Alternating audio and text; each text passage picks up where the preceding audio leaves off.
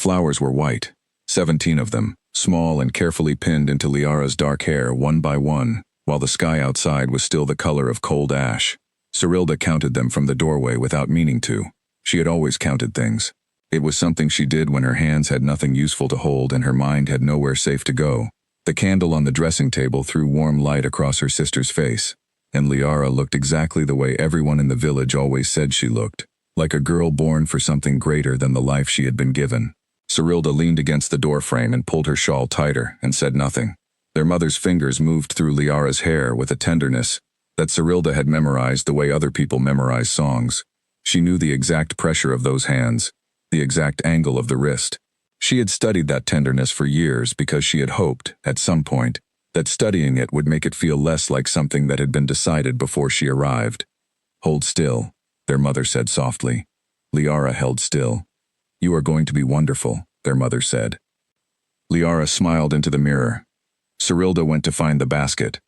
The basket needed to be packed before the sun came up because the road to the eastern gate was 3 hours on foot and the procession was expected to arrive by mid-morning.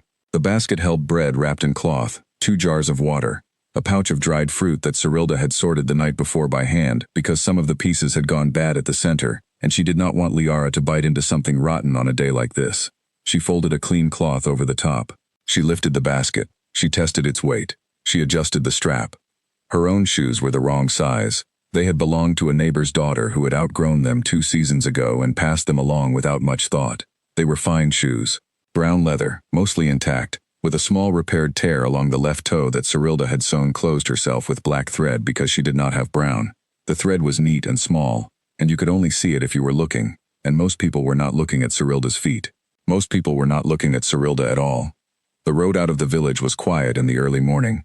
The 3 of them walked single file for the first stretch because the path was narrow.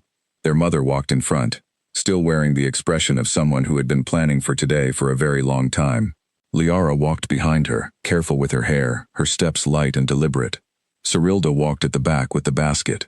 The world was beginning to go from gray to pale gold by the time they reached the wider road that led east.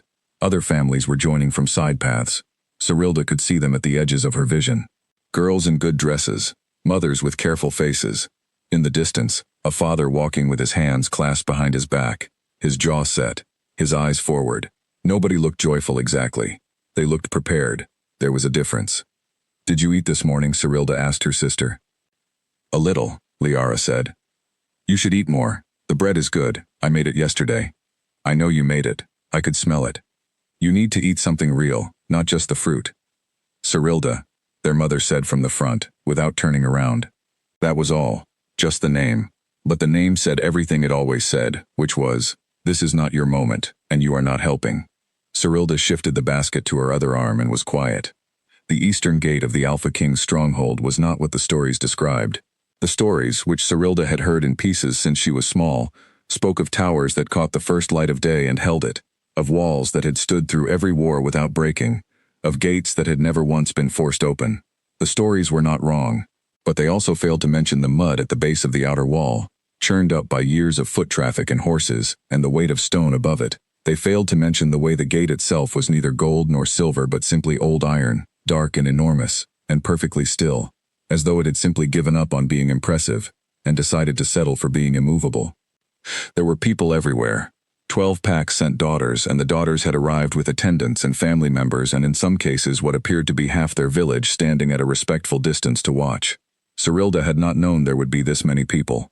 She stood behind her mother and her sister and looked at the crowd, and did the thing she always did, which was to find the edges of any large group and work out how to stay near them. The daughters were being organized near the gate by a man in dark clothing with a list in his hand. He moved with the quick, quiet efficiency of someone who had managed this event before and found it neither exciting nor dreadful, just a task. He called names from the list. The daughters stepped forward one at a time and were directed to a waiting area inside a roped section near the iron gate. Some of them looked nervous, one of them was crying quietly, and her mother kept squeezing her hand and whispering something that did not appear to be working. Liara's name was called. Their mother touched Liara's arm. A brief, firm touch. A touch that meant everything is ready and you are ready and go now. Liara went. Cyrilda watched her walk to the roped section and take her place among the other daughters. She was the only one in white. The effect was not accidental. Their mother had chosen the color 3 weeks ago, had discussed the choice aloud at the dinner table with Liara, in the way that excluded Cyrilda not through cruelty, but through the more exhausting mechanism of simply not occurring to anyone that she might have an opinion. The daughters stood in a line. They were 12 in total. Some were tall, some were slight. One had red hair pinned up in a complicated arrangement that must have taken hours. One was so young that Cyrilda felt something tighten in her chest just looking at her, though the girl's expression was composed and her chin was up and she seemed to have decided she was not going to let the crowd see what was happening inside her. Cyrilda respected that more than she could have said. She found a place near the outer edge of the gathered crowd and set the basket down at her feet. Her job now was to wait. When the selection was made and the procession was finished, she would walk back with her mother, and the basket would be lighter because Liara would have eaten the bread, and the day would be over. That was the shape of the day as she understood it. A woman beside her shifted and bumped the basket, and Cyrilda reached down to catch it before the cloth came loose. When she straightened up, her shawl had slipped off one shoulder and she was reaching back to fix it when the gate opened. Not with a sound. That was the first thing she noticed. She had expected a sound, the grinding of iron, the heavy exhale of old hinges, but the gate opened in silence, which was somehow more unsettling than any sound would have been, as though whatever was on the other side had long ago decided that announcing itself was unnecessary. The Alpha King did not walk through the gate first. A group of men came first, 4 of them, moving in a way that was not quite military but carried the same quality of purpose. Then a space. Then him. Cyrilda had heard descriptions of Calum since childhood. The stories that came through villages like hers tended to favor extremes. He was either terrifying or magnificent. He was either cold as the northern stone or burning with a power that ordinary people could feel in their bones from 20 feet away. The stories in Cyrilda's experience were rarely useful. They told you what people wished was true more than what actually was. The man who walked through the gate was tall, and lean in the way that came from work rather than accident. His hair was dark and close-cropped. He wore nothing ceremonial. Dark clothes, a long coat, boots that had been on roads. His face was the kind of face that had been young once and had taken the years since seriously. Not old, not harsh, just settled, like the gate, like something that had given up on making an impression and decided to simply be what it was.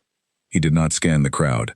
He did not perform the arrival. He walked to the place in front of the daughters' line and stopped, and the men who had come before him arranged themselves without being told, and everything went very quiet. Cyrilda did not move. She was not in the daughters' line. She was far to the left of it, near the outer edge of the gathered crowd, still holding her shawl in place with one hand. She should have been invisible. She was good at invisible. She had spent 22 years developing a talent for occupying the edges of things. Calum walked the line.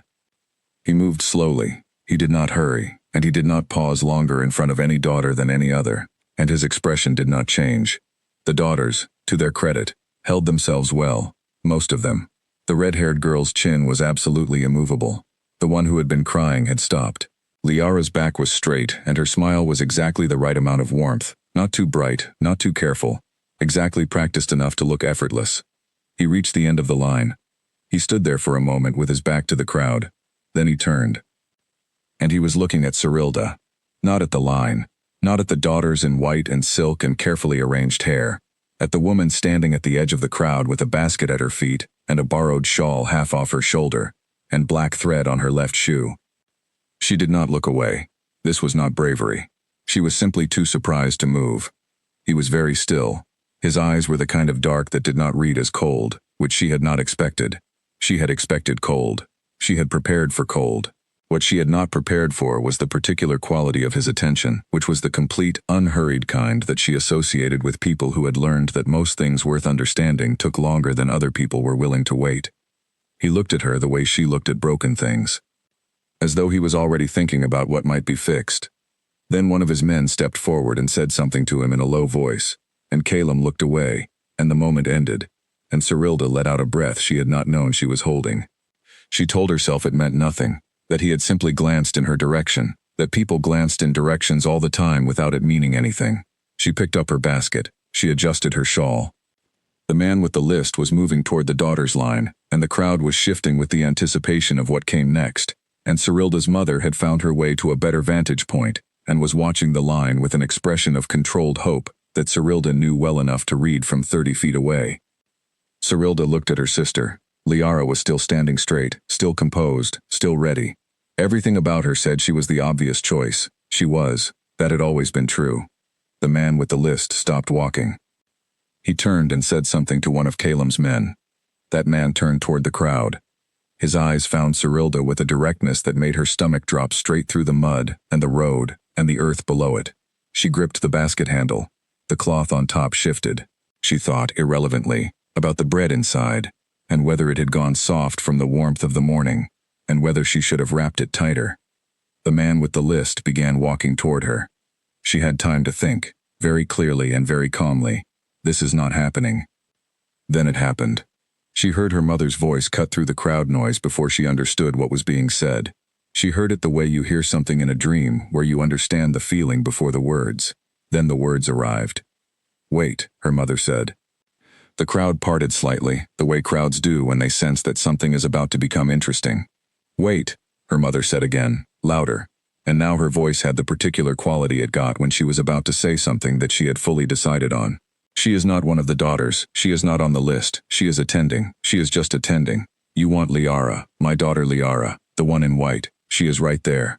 The man with the list looked at Serilda. He looked at her mother. He looked back at Serilda. Serilda did not say anything. She was counting the flowers in her sister's hair again. 17. Still 17. She did not know why that number felt important right now, but it did. The man with the list said quietly that he would need to speak to her for a moment. Serilda set the basket down. She stepped forward. She heard her mother behind her start to say something else, something longer, something that was going to begin with Liara's name and end with all the reasons why Liara was the right and obvious and intended choice. And she walked toward the man with the list and stopped hearing it. The bread, she thought. Nobody was going to carry the basket now. She should have packed lighter. The man with the list had a name stitched into his collar in small letters. Edmund. She noticed it because she noticed small details when large things were too much to process. Edmund looked at her with the careful expression of someone whose entire morning had just become significantly more complicated. "Your name?" he asked. "Serilda." "Family name?" "Crane." He looked at his list.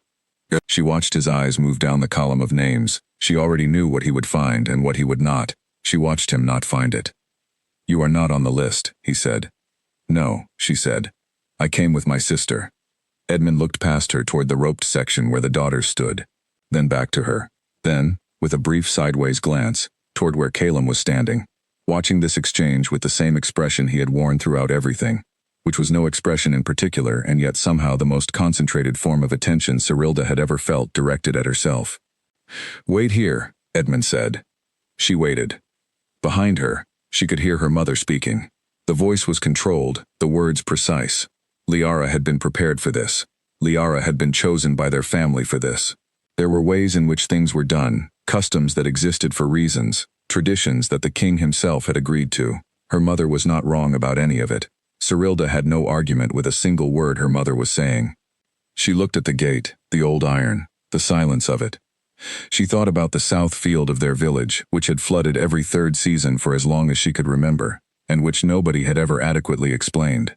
She thought about the root system under the old oak near their house, which had been lifting the pathstones for years, and how she had told their neighbor about it twice, and been thanked politely, and the stones had kept lifting. She thought about the way the borrowed shoes had rubbed a raw patch on her right heel over the 3-hour walk, and how she had adjusted her gait without deciding to. Small corrections, continuous and automatic, the way she always managed things. Edmund had reached Calem. They were speaking in low tones. Serilda could not hear the words. She watched their mother work her way through the edge of the crowd toward the roped section. Liara saw her coming and shifted slightly, a movement so small it was barely visible. But Serilda had been watching Liara her whole life and she saw it. Liara was not distressed. She was recalculating. It was a thing Liara did very well, quickly, without showing the work. Edmund returned. "The king will speak with you," he said. There was a sound from somewhere in the crowd, not quite a gasp. More like the collective intake of breath that happens when something tips from strange into significant. Serilda nodded once. She left the basket where it was. She followed Edmund. Calem was standing slightly apart from his men, in the space between the gate and the roped section. Up close he was. She searched for the word and landed on present. He was present in the way that some people simply were not, as if every part of him had agreed to be in the same place at the same time. She was not accustomed to that quality in people she met. Most people were somewhere else, in some corner of their own thoughts or plans or performance. He was here. "You came with your sister," he said. It was not quite a question. Yes, she said. You are not presented. No. Then why were you inside the gate? She could have said it was an accident. It would have been partly true. My sister dropped her shawl when we arrived and I went to catch it. The gate closed before I turned back. And then? And then I stood near the wall and watched. You watched, he said, and there was something in the way he repeated it that was not mocking. He seemed to be filing the information somewhere useful. I didn't want to cause a disruption by trying to go back out, she said. It seemed like the kind of event where a disruption would be noticed. Something changed in his expression, something small and specific, at the edges. It is, he said. She waited. He was looking at her the way she had been looked at by very few people in her life, as though there was something worth finding, as though the looking itself was the point, not the conclusion. Your sister is prepared, he said. I can see that. Yes, Cyrilda said. She is. And you? She thought about the bread in the basket. She thought about the 17 flowers. She thought about the 3 hours on the road in shoes that did not quite fit, and how she had walked all of it without complaint, because complaint was not a thing she had ever found particularly useful. I did not come here to be chosen, she said. I came to carry the basket. He was quiet for a moment. Then he said, I know. And that was the thing she could not have prepared for. Not the selection, not her mother's voice behind her, not the crowd's held breath or Edmund's careful list, or even the gate that had closed without a sound. It was those 2 words, said with neither pity nor performance, that landed in the middle of her chest and stayed there. I know. As if it was obvious. As if the visible thing, the basket, the borrowed shoes, the black thread, the edge standing, had been something he had simply noted and recorded without judgment, not sorry for it, not dismissive of it, just accurate, as if accuracy was a form of respect. She had not been looked at accurately in a very long time. Edmund appeared at Calum's elbow and said something quietly, and Calum nodded once and looked back at Cyrilda. There will be a process, he said. It will be loud and it will involve your mother. I want to tell you before it begins that the process will not change the outcome. She absorbed this. All right, she said. Do you have questions? She thought about it honestly, which was the only way she thought about things. What happens to the basket? She said. The small change at the edges of his expression came back, and this time she could name it. It was not a smile. It was something that had decided not to become a smile but had not quite managed to avoid the territory entirely. We will have someone bring it in, he said. There is bread in it, she said. It will go soft if it sits in the sun. I will personally ensure the bread is attended to, he said. She looked at him to see if he was making fun of her. He did not appear to be. He appeared to be a man who had just sincerely committed to managing the bread situation, and who found absolutely nothing strange about doing so. She nodded. Behind her, the crowd noise shifted again, the way it does when something has been building long enough that it can no longer hold its shape. Her mother's voice came through it clearly, landing on Liara's name the way it always landed, with the weight of someone who has organized her entire hope into one word. Calum turned toward it, just slightly, and then back to her. Ready? He said. She looked at the gate behind him, the old iron, the silence, the other side, which she had never seen, and which now, apparently, was going to become the side she lived on. She thought about the south field that flooded every 3rd year. She thought about the path stones lifted by roots that nobody fixed. She thought about every small broken thing she had ever noticed, and said something about and been thanked for, and watched stay broken anyway. She had never been given a gate before. Yes, she said. Her mother did not stop at Liara's name. She moved through it and past it into a longer argument, one that had the structure of something built on short notice from materials that had been sitting ready for a long time. Cyrilda recognized the architecture of it. She had heard versions of this speech before, never directed at quite this situation, but close enough that she knew its shape from the inside. Liara was older. Liara had been prepared. Liara had trained in the graces that this kind of life required. The formal speech, the proper table, the management of large households. Liara's name was on the list. Cyrilda's name was on no list. Cyrilda had not even been announced. There was a system. The system existed for reasons. Breaking the system was a disruption, and disruption was never, in the end, good for anyone. Cyrilda listened to all of this from her place near the gate. She did not turn around. She was watching the inside of the stronghold, the part visible through the open gate, a wide courtyard paved in gray stone, a well near the center with an iron handle, a door in the far wall, heavy and unremarkable, a crow sitting on top of the doorframe, watching everything with the focused indifference that crows brought to all occasions. The courtyard looked used. That was what she noticed first. Not grand, not polished, not arranged. Used. The stones were worn in the center from years of foot traffic. A cart stood to the left with tools stacked against its side. A barrel near the wall had a chip in the rim and had been repaired with iron and was fine. Everything looked like it had been maintained rather than displayed. She liked it immediately. Edmund had returned to his position near the line of daughters. The daughters were still standing in their roped section. They had been standing for some time now, and a few of them were beginning to show the small signs of effort that came from holding composure against a situation that had stopped making sense. The red-haired girl had shifted her weight slightly. The young one was looking at Cyrilda with an expression that was not quite surprise and not quite recognition, but was somewhere between the two. Calum was no longer standing near Cyrilda. He had moved to where her mother was speaking and was listening to her with a quality of attention that Cyrilda imagined her mother would initially find encouraging and then gradually find unsettling. He listened the way a stone listens, completely, and without offering anything back. Her mother reached the end of her argument and paused. The pause was an invitation. It meant, respond, agree, correct the mistake. Calum said, "Your daughter Liara is accomplished." Her mother straightened slightly. "She is. She has been our family's. And she is not who I pointed to," he said. The voice did not change. The volume did not change. He did not cut her off with force. He simply continued in a direction that was not the one her mother's sentence had been going, and her mother's sentence stopped because there was nowhere left for it to go. The crowd was very quiet. Cyrilda turned from the gate to look at her mother's face. She had not meant to. She had meant to keep watching the courtyard and the crow and the worn stones, but her mother's face pulled her around because she needed to see it, needed to know what was there. What was there was not anger. Anger would have been easier. What was there was something that looked like the face of a person who had run a calculation for 20 years and watched it come out wrong. A person who was now very quickly doing the calculation again, checking every step, trying to find where the error was, because there had to be an error. There was no error. That was the thing Cyrilda could have told her. The calculation had always been correct. It was the assumptions that were wrong. Liara stepped out of the roped section. She did it gracefully, which Cyrilda expected, and without being asked, which Cyrilda had not expected. Liara came to stand beside their mother, not in front of her, not behind her, and she put one hand lightly on their mother's arm, and she looked at Calum with an expression that was composed and clear, and entirely without performance. "My sister is a good person," Liara said. It was a simple sentence. Cyrilda heard it and felt something shift in her understanding of her sister, something small and significant, like a single stone moving in a wall. "I know she is," Calum said. Liara looked at Cyrilda then. Across the crowd and the distance and the 17 flowers that were still in her hair, her eyes were steady. Cyrilda could not read everything in them. There was something there that she would need more time to understand, but there was no cruelty in it. Whatever Liara was feeling, cruelty was not part of it. Their mother made one more attempt.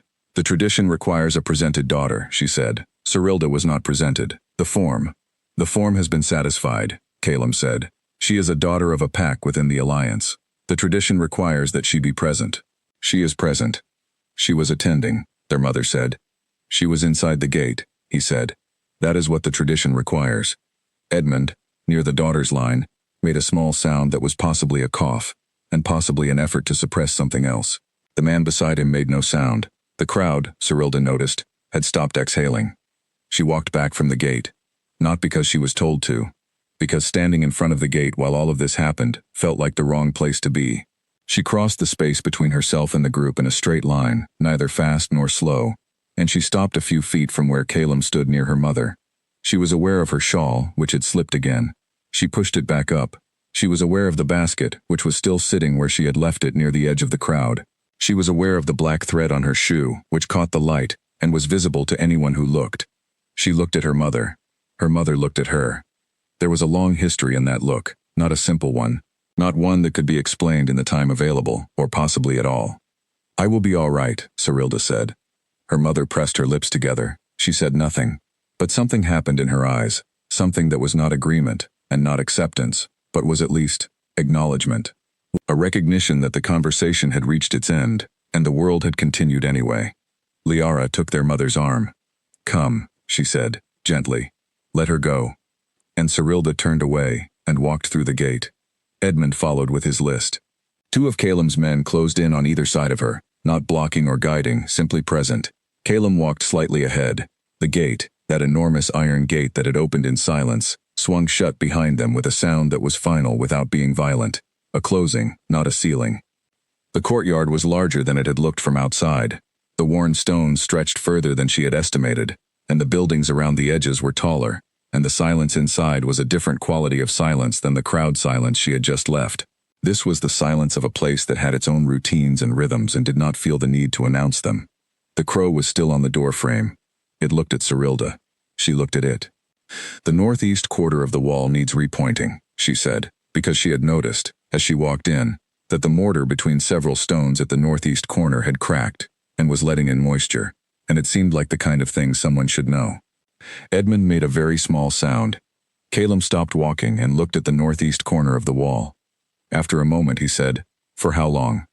"At least 2 seasons, based on the weathering pattern, probably 3. "How can you tell?" "The moss line. And the way the center stone is sitting lower than it was originally placed. Water has been working at the base." He looked at it for another moment, then he turned to one of his men. "Add it to Gareth's list," he said. The man nodded. They walked on. The door in the far wall opened into a corridor that was long and cool, and lit by windows set high in the stone. Cyrilda's footsteps made a sound that seemed too loud in the quiet. She focused on keeping her stride even, and her breathing steady, and her face the way she always kept it, which was open and attentive without being readable. She had developed this skill early, and practiced it carefully. A woman appeared from a side passage. She was middle-aged, solidly built, with the bearing of someone whose authority within this building was both total and quietly enforced. She looked at Cyrilda with the rapid assessment of a person who was very good at their job, and had processed the relevant information before the sentence was finished. "This is the selection?" she said to Edmund. "Yes," Edmund said. She looked at Cyrilda. "I'm Hester," she said. "I manage the household. I will show you your rooms. Do you have bags?" "No," Cyrilda said. Hester's expression shifted by a degree or two in a direction that was not quite sympathy but was in the neighborhood. "We will arrange what you need," she said. "Come." Caleb had stopped at a junction in the corridor. He looked at Cyrilda once more. It was a brief look, the kind that was checking something rather than communicating something. Then he went left, and Hester went right, and Cyrilda followed Hester, and the corridor went on. "Have you eaten?" Hester asked. "This morning, early. You look like you have walked a long way." 3 hours. "In those shoes?" Cyrilda glanced down. They fit well enough. Hester said nothing, but she slowed her pace slightly, and Cyrilda recognized this as a small and deliberate kindness and filed it away. The rooms Cyrilda was given were on the second level of the east wing. There were 2 of them, a sitting room and a bedroom, and they were not large, but they were clean and dry, and the window in the bedroom looked out over the inner courtyard rather than the outer wall.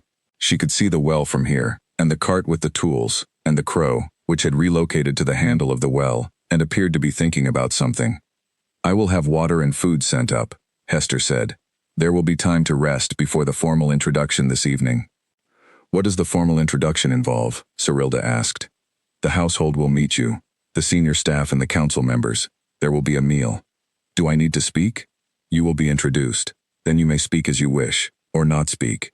Both are acceptable." Hester paused and added, with what appeared to be genuine and carefully rationed honesty, "Most of them will have opinions before you open your mouth. The speaking or not speaking will not change those opinions tonight, but it will give them something to revise later, one way or another." Cyrilda looked at her. "You are telling me not to worry too much about tonight." "I am telling you that tonight is the beginning," Hester said, "and that beginnings are frequently misleading." Cyrilda nodded slowly. "How long have you worked here?" 14 years. "And you stayed?" "I stayed." Hester moved to the door. "The water will come shortly. The food shortly after. There is a wardrobe on the left.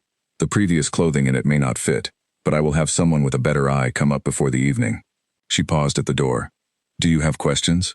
Cyrilda thought about it. "The Southfield," she said. "The farmland on the southern approach. Does it flood regularly?" Hester blinked. Once. A very controlled blink. "Yes," she said. "Every second or third season. It has been a problem." "Has anyone looked at the water table in the lower section, near the drainage channel?" There was a pause. "I am not certain," Hester said. "I would like to look at it when there is time," Cyrilda said. "Not urgently, but when there is time." Hester looked at her for a long moment. The same kind of look that calculated quickly and silently, but this one was calculating something different than status or readiness, or the obvious questions of fit. I will note it, Hester said. And she left.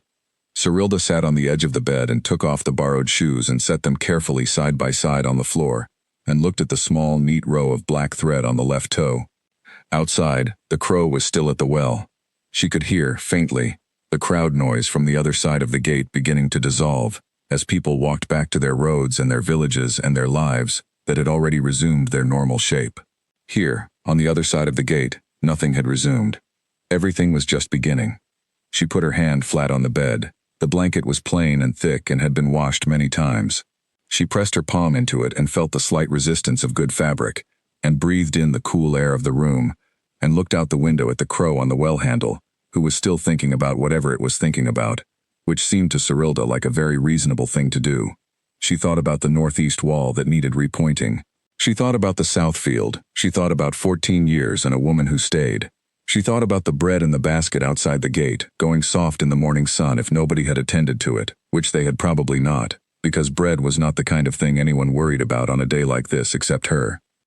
She thought about the way Calum had said "I know," not with pity, not with ceremony, as though the fact of her, the basket and the shoes and the edge standing and the watching, was something he had simply seen and recorded without needing it to be different.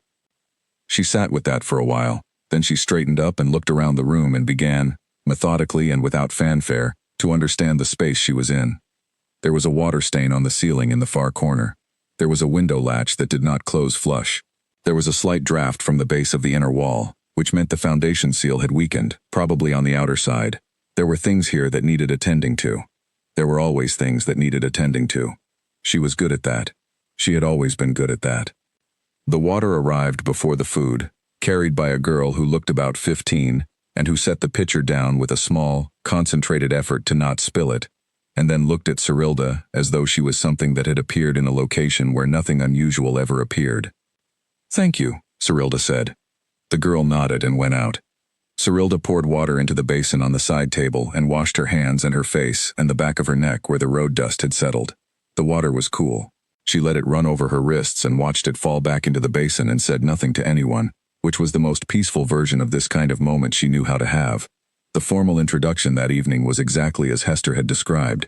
12 people around a long table, stone walls, candles in iron holders, food that was plain and adequate and served with the quiet efficiency of a kitchen that had been doing this for years and found nothing about it interesting. The council members looked at Cyrilda the way people look at a decision that has already been made, but that they have not yet decided how to feel about. There were 6 of them, 2 women and 4 men, ranging in age from perhaps 35 to what might have been 70. The eldest was a man named Walter, who had the kind of face that had been skeptical for so long it had given up pretending otherwise. He ate his dinner and did not speak to Cyrilda directly, but asked Calum, in a voice that was not quite quiet enough to be private, whether the selection had followed the formal process. "In all relevant particulars," Calum said. Walter said nothing more, but the particular quality of his silence said a great deal. The senior staff were different. Hester sat at the table's corner with the stillness of someone who was absorbing everything and would need time to consider. A man named Gareth, who managed the outer grounds, looked at Cyrilda with open curiosity, uncomplicated and friendly. A woman named Bess, who oversaw the kitchens, nodded at Cyrilda once, firmly, with the expression of someone who had decided something and was not going to revisit it. Cyrilda ate her dinner. She answered the questions she was asked, directly and without embellishment. Her family's pack, her name, her age, what she had done with her time before today. She told them she had managed her family's household since she was 14. She did not explain why. She did not explain that managing the household had become her responsibility, because Liara had been reserved for something grander, and their mother's focus had shifted accordingly. She said only, "I managed the household," and then she answered the next question. She noticed that Calum ate quietly and spoke very little and seemed to be recording the same things she was. After the meal, when the council members had gone and the household staff had returned to their duties, Hester walked with Cyrilda back through the corridor toward the east wing. "You did well," Hester said. "I did not make any obvious errors," Cyrilda said. "That is not quite the same thing." "At a first formal meeting," Hester said, "it is close enough." They walked in companionable silence for a moment. Then Hester said, without looking at her, "Walter will be the hardest. He has his opinions early and keeps them long." "Is he dangerous?" Cyrilda asked. "Not directly. He is influential." "Then I will find the things he values and do them well," Cyrilda said. not to win him, just because the things people value are usually worth doing for their own reasons. Hester stopped walking. Cyrilda stopped beside her. Hester looked at her for a long moment with the expression of someone who had been prepared to manage this situation in one way and had just discovered it was a different situation than expected. "Get some sleep," Hester said finally. "Tomorrow begins early here." "What time?" "Before the crow leaves the well handle," Hester said, and then, as if she had surprised herself, something shifted in her face that was almost amusement. "I'll have someone knock at 6. Cyrilda went back to her room. She undressed in the dark, without candles, because she had never needed them for that. She lay down on the thick blanket and looked at the ceiling where the water stain was, and listened to the stronghold settle around her, the sound that old buildings made as the temperature dropped, small adjustments, constant and unalarming. Through the window she could see a square of sky going from deep blue to the first edge of black, with one bright star sitting still at the center of it. She thought about the northeast wall. She thought about the south field. She thought about the drainage channel, which she would look at when there was time, and the window latch that did not close flush, and the foundation seal, and everything else that was slowly and quietly needing attention in a place that had been run well but not quite looked at, not quite seen the way she looked at things. She was good at seeing. She was, now, on the side of the gate where the things were that needed seeing. She closed her eyes. Outside, somewhere in the dark courtyard, the crow made a sound once, a single flat note, and then the night was quiet. She slept. The knock came at 6, as promised, and Cyrilda was already awake. She had been awake for some time, lying in the gray pre-dawn stillness and listening to the stronghold. Buildings had voices if you listened long enough. This one had the voice of something that had been running continuously for a very long time, each part of it calibrated by use rather than design, settled into its own particular way of working. Water moved in the pipes behind the east wall.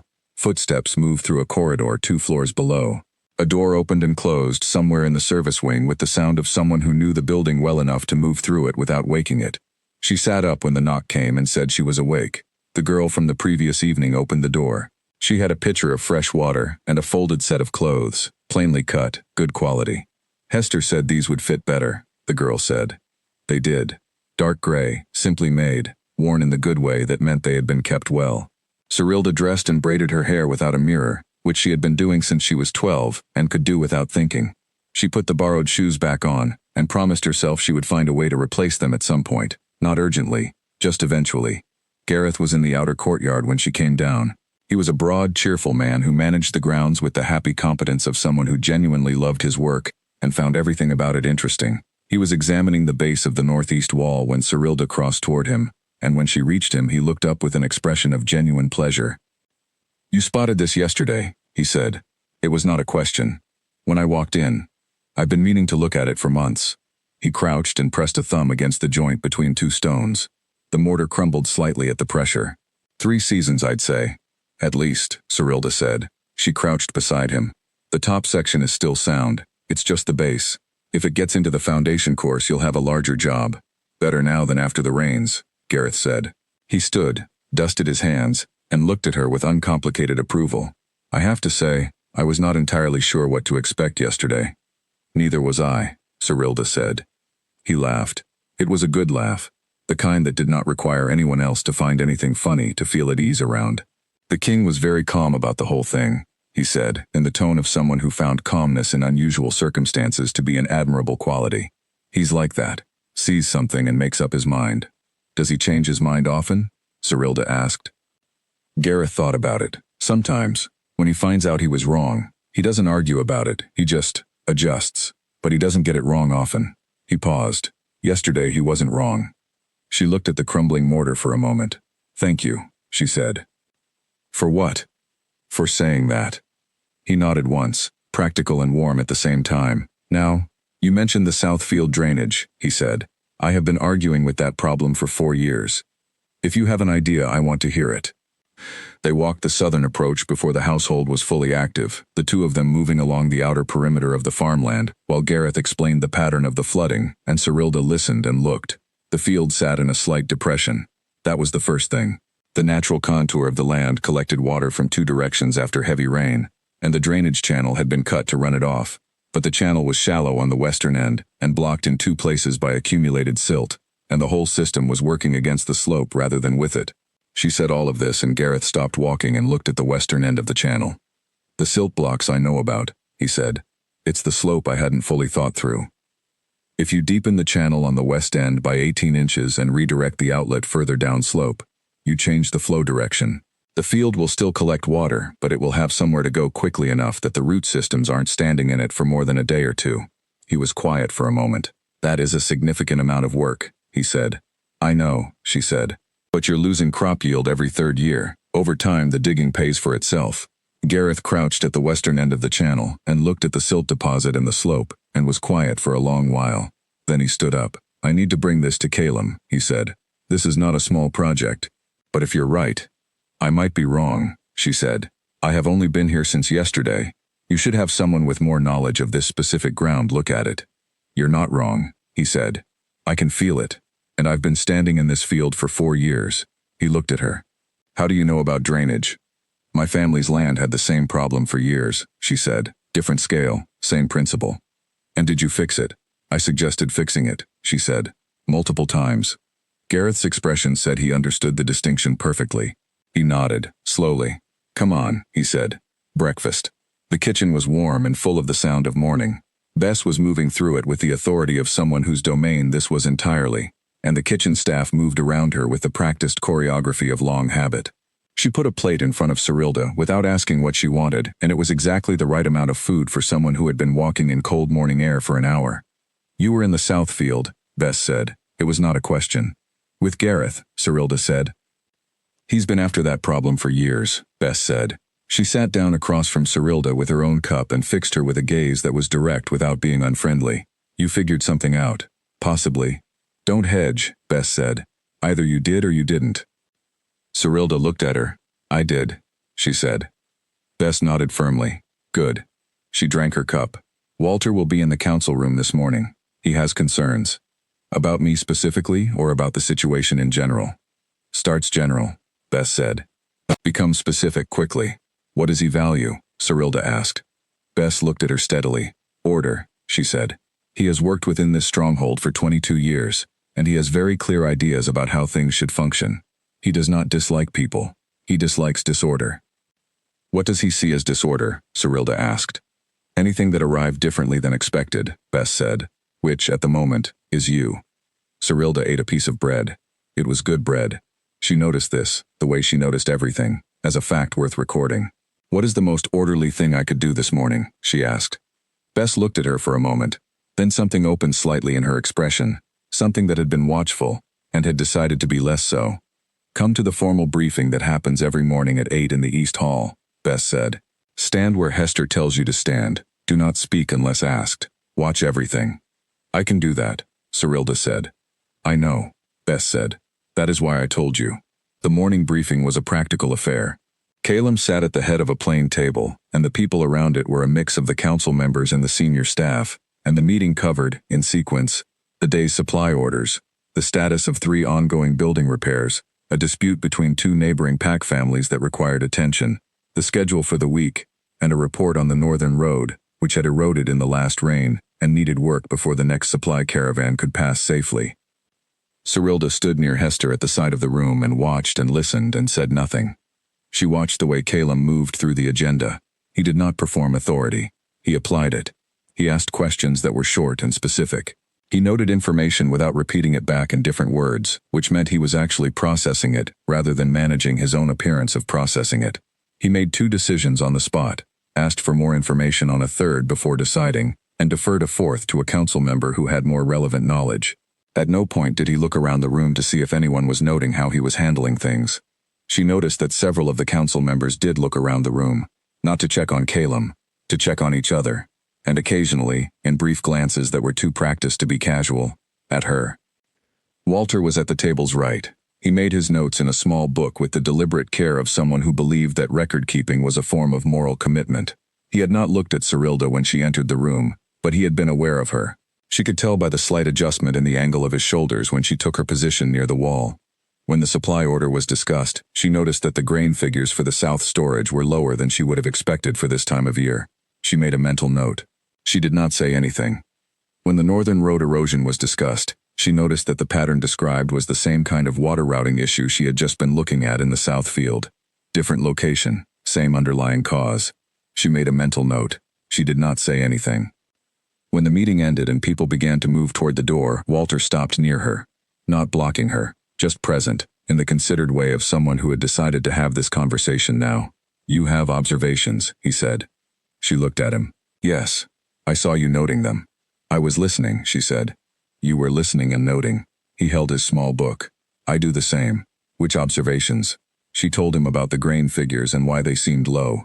She told him about the northern road and the water routing pattern and how it connected to the south field issue. She said neither of these things with any urgency, just as information she had filed and was now sharing because he had asked. He was quiet for a moment when she finished. "The grain figures are low because we lost a portion of the autumn storage to moisture damage," he said, "through the northeast wall." She understood immediately. The crumbling mortar on the northeast wall. The water working at the base. The moisture had been tracking inward. 3 seasons of damage, she said. "Yes. Then fixing the wall repairs the storage problem as well." "Eventually, yes." He looked at her with the expression of someone revising a number. "Not dramatically. Just by a degree or two. You connected that quickly. It is a pattern," she said. "Once you see the pattern, it connects itself." He looked at her for another moment. Then he made a note in his small book. He did not tell her what the note said. "The observation about the northern road is correct as well," he said. "I had not connected it to the south field. I will look at it." He nodded once, formally, and left. Hester appeared at Cyrilda's elbow. "What did Walter say?" Hester asked. "He told me the grain storage loss was connected to the wall," Cyrilda said, "and that my observation about the road was correct." Hester was quiet. "Walter does not usually confirm other people's observations," she said. "I know," Cyrilda said. "I could tell." "How?" Hester asked. "Because he made a note of it," Cyrilda said, "and he did not tell me what the note said, which means he was noting something he was not ready to share yet, which usually means something is changing." Hester looked at her steadily. Then she said, "Come. There is more of the household to show you." She showed her the storage rooms and the laundry and the herb garden at the back of the east wing, which had been kept up with care, but had a section at the southern end where the soil was compacted and the plants were struggling. She showed her the room where the household accounts were kept, with their ledgers in rows. She showed her the small room off the main corridor where the stronghold's formal records were stored, going back, apparently, more than 100 years. Cyrilda stood in the records room and looked at the rows of bound volumes and felt something she did not have an immediate name for. It was related to the feeling she had when she stood at the gate and looked into the courtyard and saw the worn stones and the used cart and the crow on the doorframe. It was related to the feeling of a place that had been running and running and running without someone looking at it the whole way through. She ran her finger along the spine of the nearest volume. The binding was dry. It needed conditioning or it would crack. "I know," Hester said from the doorway. "There is a lot of it," Cyrilda said. "Yes," Hester said. "Has anyone looked through all of it recently?" "Within living memory." "No." Cyrilda looked at the rows. "Good," she said. Hester raised her eyebrows. "That means there is probably useful information in here that nobody has used in years," Cyrilda said. "That is not bad. That is just waiting." She was aware, as she said it, that Hester was looking at her with a particular quality of attention. She looked back. "You see things in terms of what they could be, rather than what they are," Hester said. "I see them as both," Cyrilda said. "What they are tells you where to start. What they could be tells you where you are going." Hester stood in the doorway of the records room, and outside the window behind her the morning had grown into a clear, bright day with the autumn light doing what it always did in this season, which was arrive sideways and make ordinary stone look like something held in amber. "I have worked here for 14 years, Hester said. "As I told you, in that time we have had 3 visitors from the Alliance who arrived for events or inspections, each of them very qualified and very confident, and none of them noticed the northeast wall or the south field or the grain connection. Not one of them asked about the records room." Cyrilda said nothing. "I am not saying this to flatter you," Hester said. "I am saying this so that you understand something about where you are. The people who work here are good people. They are capable people. But they have been working within a system for so long that they have stopped asking whether the system itself is working. That is always what happens," Cyrilda said. "Yes," Hester said. "It is." She looked at the rows of volumes. "It helps to have someone come from outside." "I am not entirely sure I came from outside," Cyrilda said. "I came from just outside the gate. That is not very far. Sometimes it is exactly far enough, Hester said. And outside in the bright autumn morning, the crow landed on the windowsill and looked into the records room with its flat, steady gaze, and Cyrilda looked back, and it stayed there for a long moment before deciding that whatever it had come to check on was in order, and it left. The afternoon brought something she had not expected. She was in the records room. She had found, in a volume from about 60 years prior, a set of land surveys that predated the current drainage channel in the South Field. The original survey showed that the channel had been cut along a different line entirely, one that would have worked with the natural slope rather than across it. At some point in the intervening decades, a repair or a rerouting had shifted the channel to its current position and created the problem. The original line was there. It had simply been covered and forgotten. She was copying the relevant section onto a plain sheet of paper when she became aware that she was not alone. She looked up. Calum was in the doorway of the records room. He did not look surprised to find her there. He also did not look like he had specifically come to find her. He had the look of someone who had passed this room and seen a light and made a decision. "May I?" he said. It was a careful thing to say, given that the room was his. She understood it immediately as a choice to ask anyway. "Of course," she said. He came in and looked at what she was doing. She showed him the original survey and the current position of the channel and the shift that had happened somewhere between the two. He read the survey the way he did everything, quietly, without performing the reading. "You found this afternoon," he said. "An hour ago. What does it tell us?" "That the drainage problem has a solution that someone already designed 60 years ago. We do not have to invent anything. We just have to go back to the original line." He was quiet for a moment. "Gareth came to me this morning, about the South Field," he said.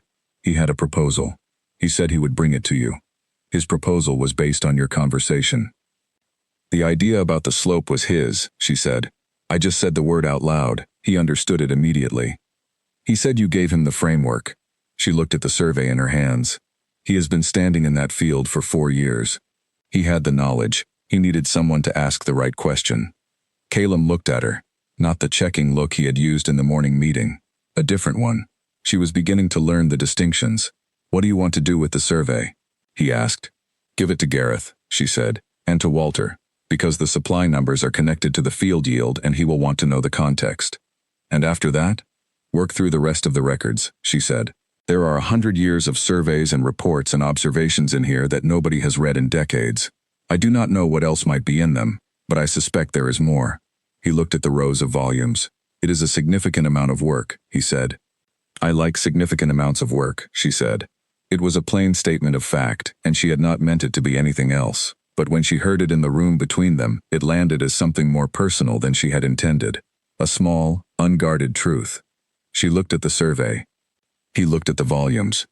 "I will have a proper writing table brought in," he said. "That surface is too low for extended work." She looked at the low table where she had been hunched over the survey for the past hour, and noted that he was correct. Her back had been compensating. "Thank you," she said. He nodded and moved toward the door. Then he stopped.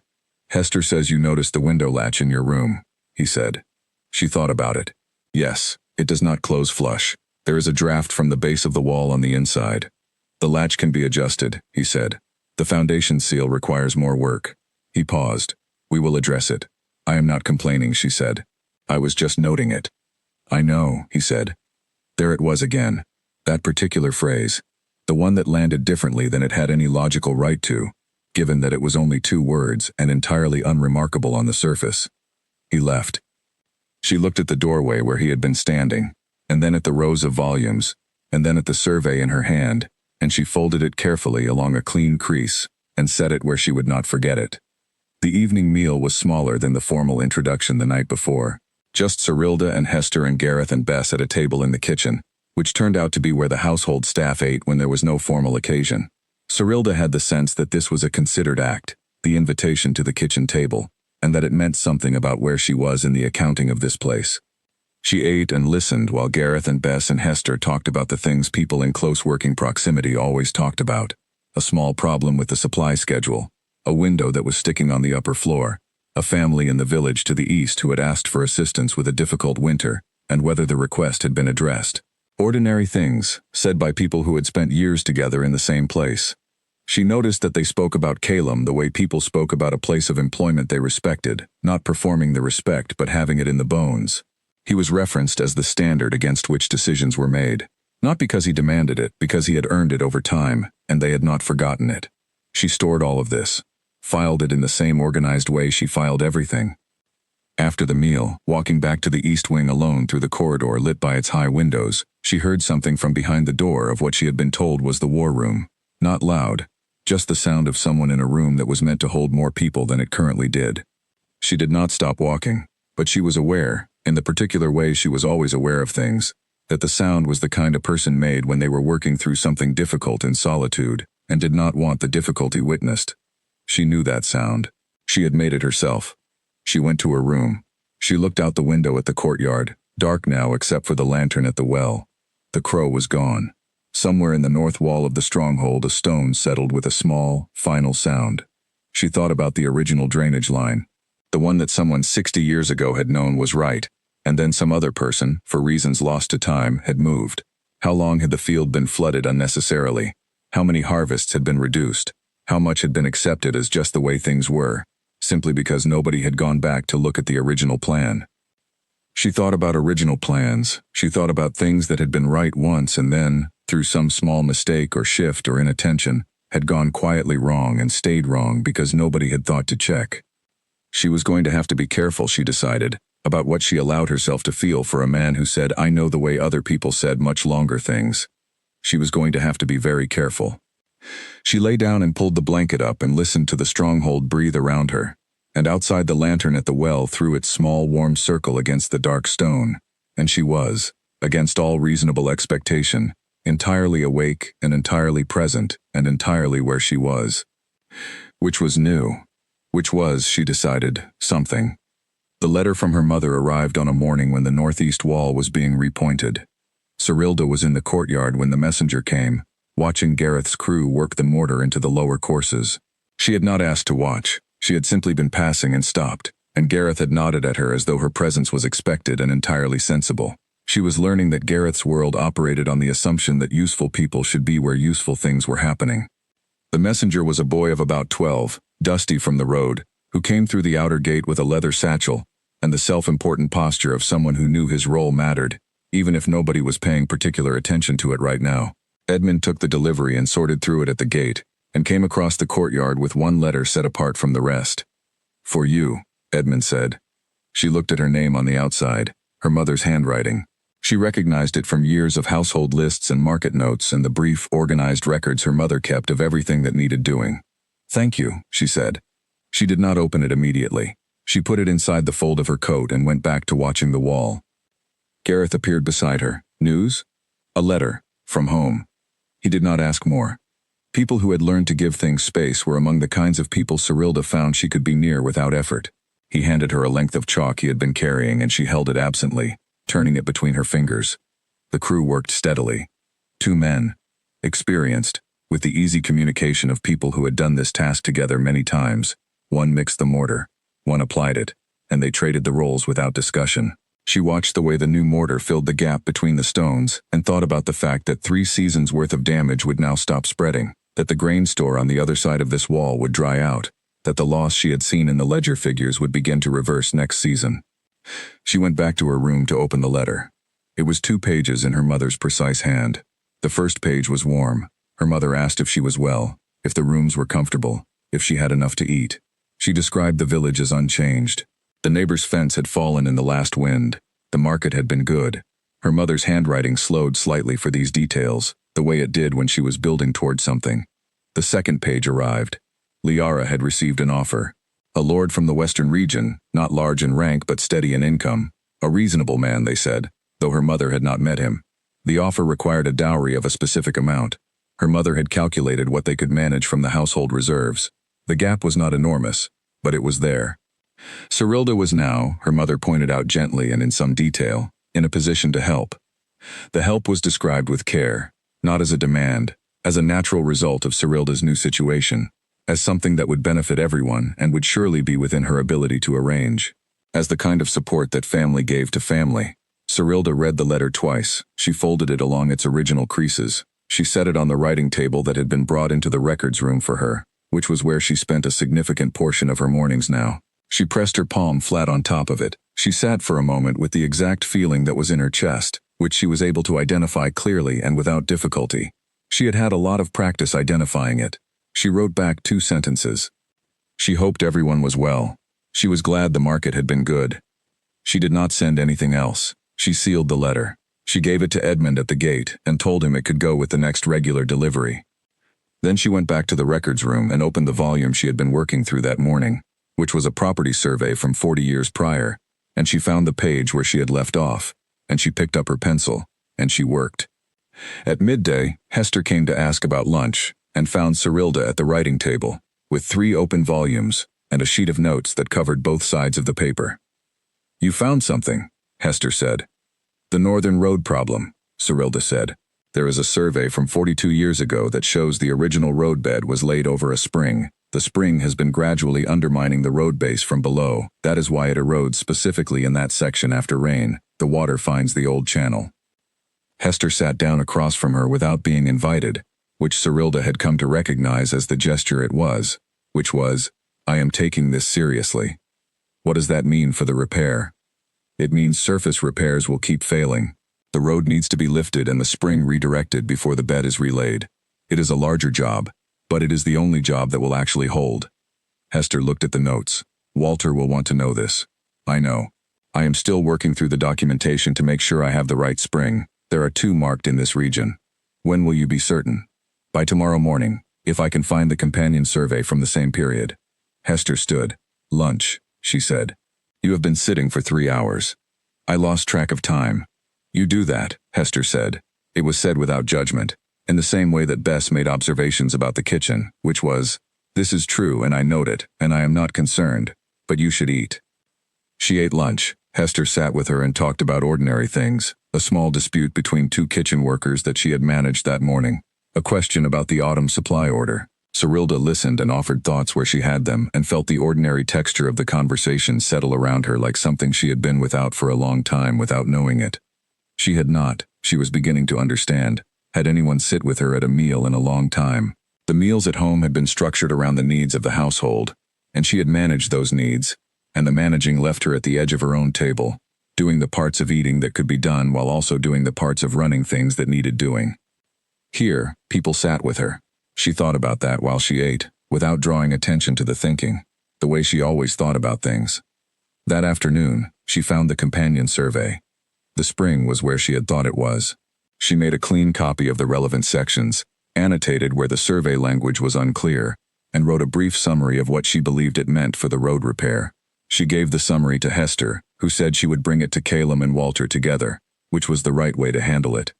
She went back to work. At some point in the late afternoon, she became aware that someone was standing in the doorway again. She looked up, expecting Hester or Gareth. It was Walter.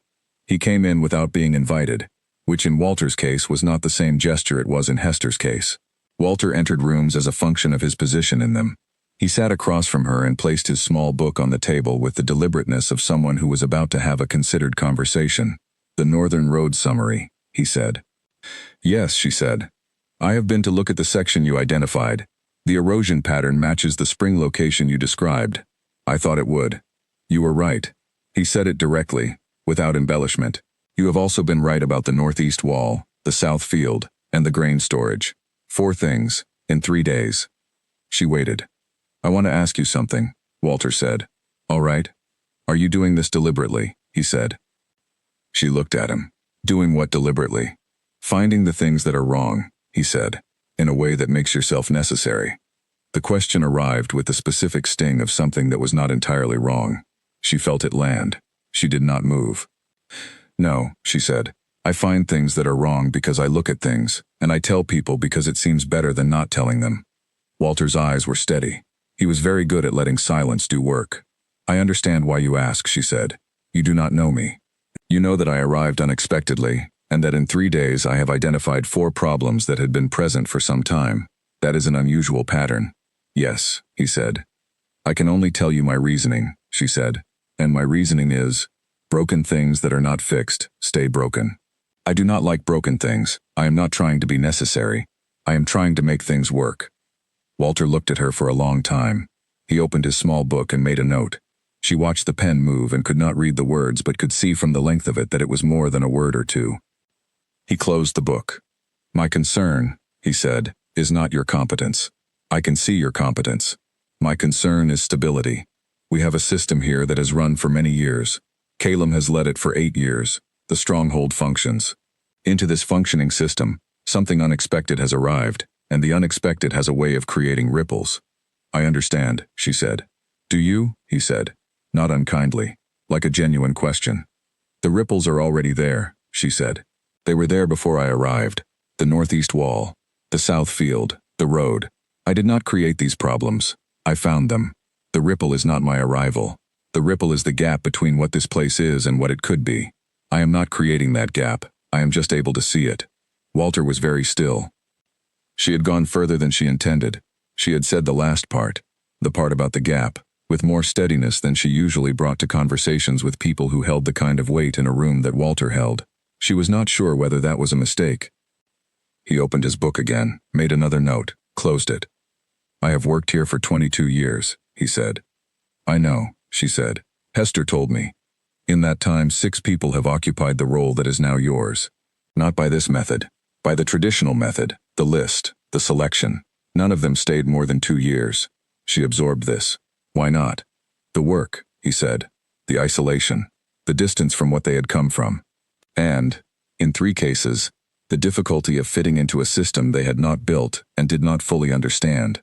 She looked at him. "You are telling me the odds." "I am telling you the history," he said. "Is the history meant to discourage me?" "It is meant to inform you," he said. And then, in a slightly different register, something more human, "I was not told the history when I came here 22 years ago. I would have liked to know." She thought about that. "I appreciate it," she said. He nodded. He stood. He picked up his small book. "The drainage work in the south field begins next week," he said.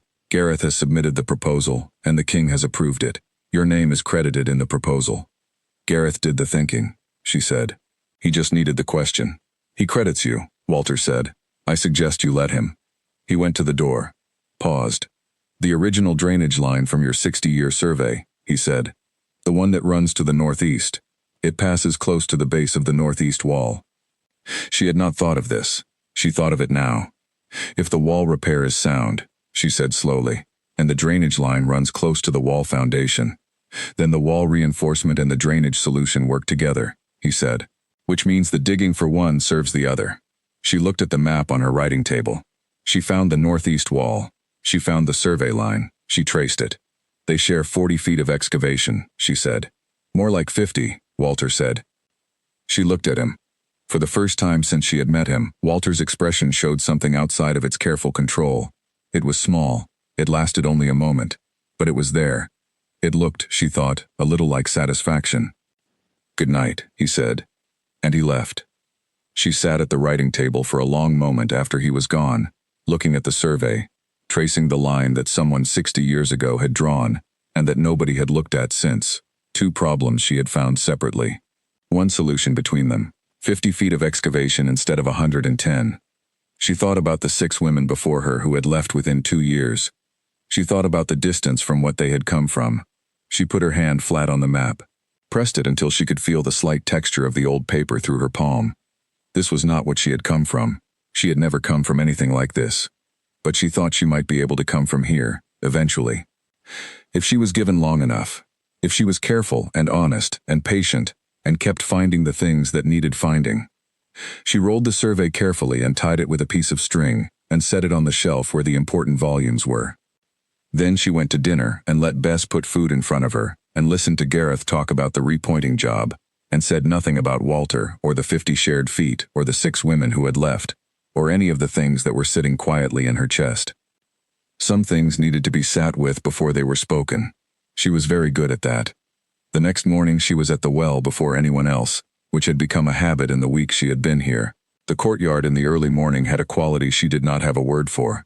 The light came in low over the east wall and hit the paving stones at an angle that made the worn centers glow slightly amber, and the air was cold enough to be sharp and clean, and nothing was in motion yet. It was the moment before the day committed to being a particular kind of day. She worked the iron handle and drew water and filled the small jug she had begun carrying for her early work in the records room, and she was tying the jug cord when she heard footsteps on the far side of the courtyard. Calum. He was not dressed for anything formal. A plain coat, worn in the same way everything he wore was worn, which was to say, used. He came across the courtyard the way he moved through most spaces, which was directly and without managing his arrival. He stopped near her and looked at the well. "Early," he said. "I work better before the building gets noisy," she said. He nodded as if this was entirely reasonable, which it was, and which most people would have questioned before accepting. "Walter came to see me last night," he said. She waited. "He told me about the shared excavation." "He told me about it first," she said. "He worked it out. He said you laid the groundwork for him to work it out." 60 years ago, someone laid the groundwork, she said. "I just read the survey." He looked at the courtyard, at the paving stones lit amber in the low morning light. "You have been here 9 days," he said. "Yes. In 9 days you have identified 5 significant issues that had been present for years, and connected them into a single remediation plan that will cost less than any individual fix would have." Walter connected the last piece, she said. The shared excavation was his. "Stop giving things away," he said. She looked at him. "You noticed the northeast wall when you walked in," he said. "You identified the south field in an hour. You found the spring survey in 3 days. You wrote the northern road summary that Walter and I have been trying to write in some form for 2 years. He said it without force, without performance, just as a list of facts. These are yours. Keep them." She was quiet for a moment. "I do not give them away because they are not worth keeping," she said. "I give them away because other people need them more than I need the credit for them." "Why?" "Because credit is useful for accumulating trust," she said. "And trust is most usefully held by the people who have to execute the work. I do not execute the work. Gareth does, Walter does, Hester does." He looked at her with the look she was coming to know as his thinking look, the one that was not performing attention but doing it. "Most people in your position," he said, "would be managing the credit very carefully." "Most people in my position are trying to establish something," she said. "I am not trying to establish anything. I am just trying to be useful." "Why?" "Because useless things do not last," she said. "I have been not lasting for most of my life. I would like to last for a while." It was more than she had meant to say. She heard it after it left her mouth and felt the particular sensation of having been more honest than intended, which was always uncomfortable, and also always slightly better than the alternative. He did not look away from her. He did not fill the space with words, which was his quality, and which she found more disarming than anything else about him. "The letter from your mother," he said. She was still. "Yes. You do not need to tell me what it said, but I want you to know that your financial situation here is—" He stopped briefly. "You do not need anything from your previous life to sustain your life here, whatever they asked for." She looked at the well handle. The iron, worn bright at the grip from many hands over many years. "She asked for money for my sister's dowry," she said. "A lord from the western region." He said nothing. "I did not send it," she said. "That was your decision," he said. "Not mine." "I know." She thought about Liara's face at the gate. The steady eyes. "I know she is good. I will think about it." "Take the time you need," he said. She looked at him. "The 6 women before me," she said. "Walter told me." He did not look surprised that Walter had told her. "Yes," he said. "Why did they leave?" He was quiet for a moment. Different reasons, for each of them. He looked at the east wall where the light was still amber and shifting. The work was hard. The isolation was real. And he stopped again, started differently. "I was not always easy to be near. In the early years. After the war." She held this carefully. "You are not at war now," she said. "No," he said, "I am not." "Then you are different than the man they were near." "Somewhat," he said. "Hester stayed," she said. "Hester is Hester," he said. And there was something in it that was not humor but was adjacent to it, a warmth that was real, and that she noted with great care. "And Gareth," she said. "And Gareth. And Walter," she said. 22 years. He looked at her. "You kept the people worth keeping," she said. "That is not nothing." He was quiet. But it was not the working quiet, the processing quiet. It was something else, the kind of quiet that settles around something when it has finally been said. She picked up the jug. "I am going to the records room," she said. "I think I found a water table survey from 30 years ago last night. I need to check whether it corresponds to the spring map from 40 years ago. Of course, he said. She started across the courtyard. Cyrilda, he said. She stopped, turned. The bread, he said. From the first day, the basket. Edmund retrieved it before it went soft. She had forgotten about the bread entirely. I told him to make sure, he said. She looked at him across the amber-lit courtyard, this man who had told his man to make sure the bread did not go soft on the day he had selected an unexpected woman through an old iron gate, and she felt something shift in the chest again, the same thing that had shifted at the gate, the same small, significant stone in the wall. Thank you, she said. He nodded. She went to the records room. She found the water table survey. She corresponded it with the spring map and found that they did, in fact, align, which meant the spring had been there for at least 40 years and possibly significantly longer, which meant the road had been undermined for most of its existence, which meant an enormous amount of repair work had been done over the years that had achieved precisely nothing, because nobody had looked at the original condition of the ground beneath. She wrote this up carefully. She made 3 copies, one for Walter, one for Gareth, one for her own file. She dated them and set them in the correct places. Then she sat for a moment with her pen in her hand and the quiet records room around her, and the rows of old volumes waiting, and she thought, I would like to read all of these. She would need time, months probably, maybe longer. She thought about the 6 women who had not stayed. She thought about the distance from what they had come from. She looked at the row of volumes and thought, I do not know where I came from, I know where I am. She pulled the next volume from the shelf, opened it, started reading. 3 weeks in, the court had organized its opinion.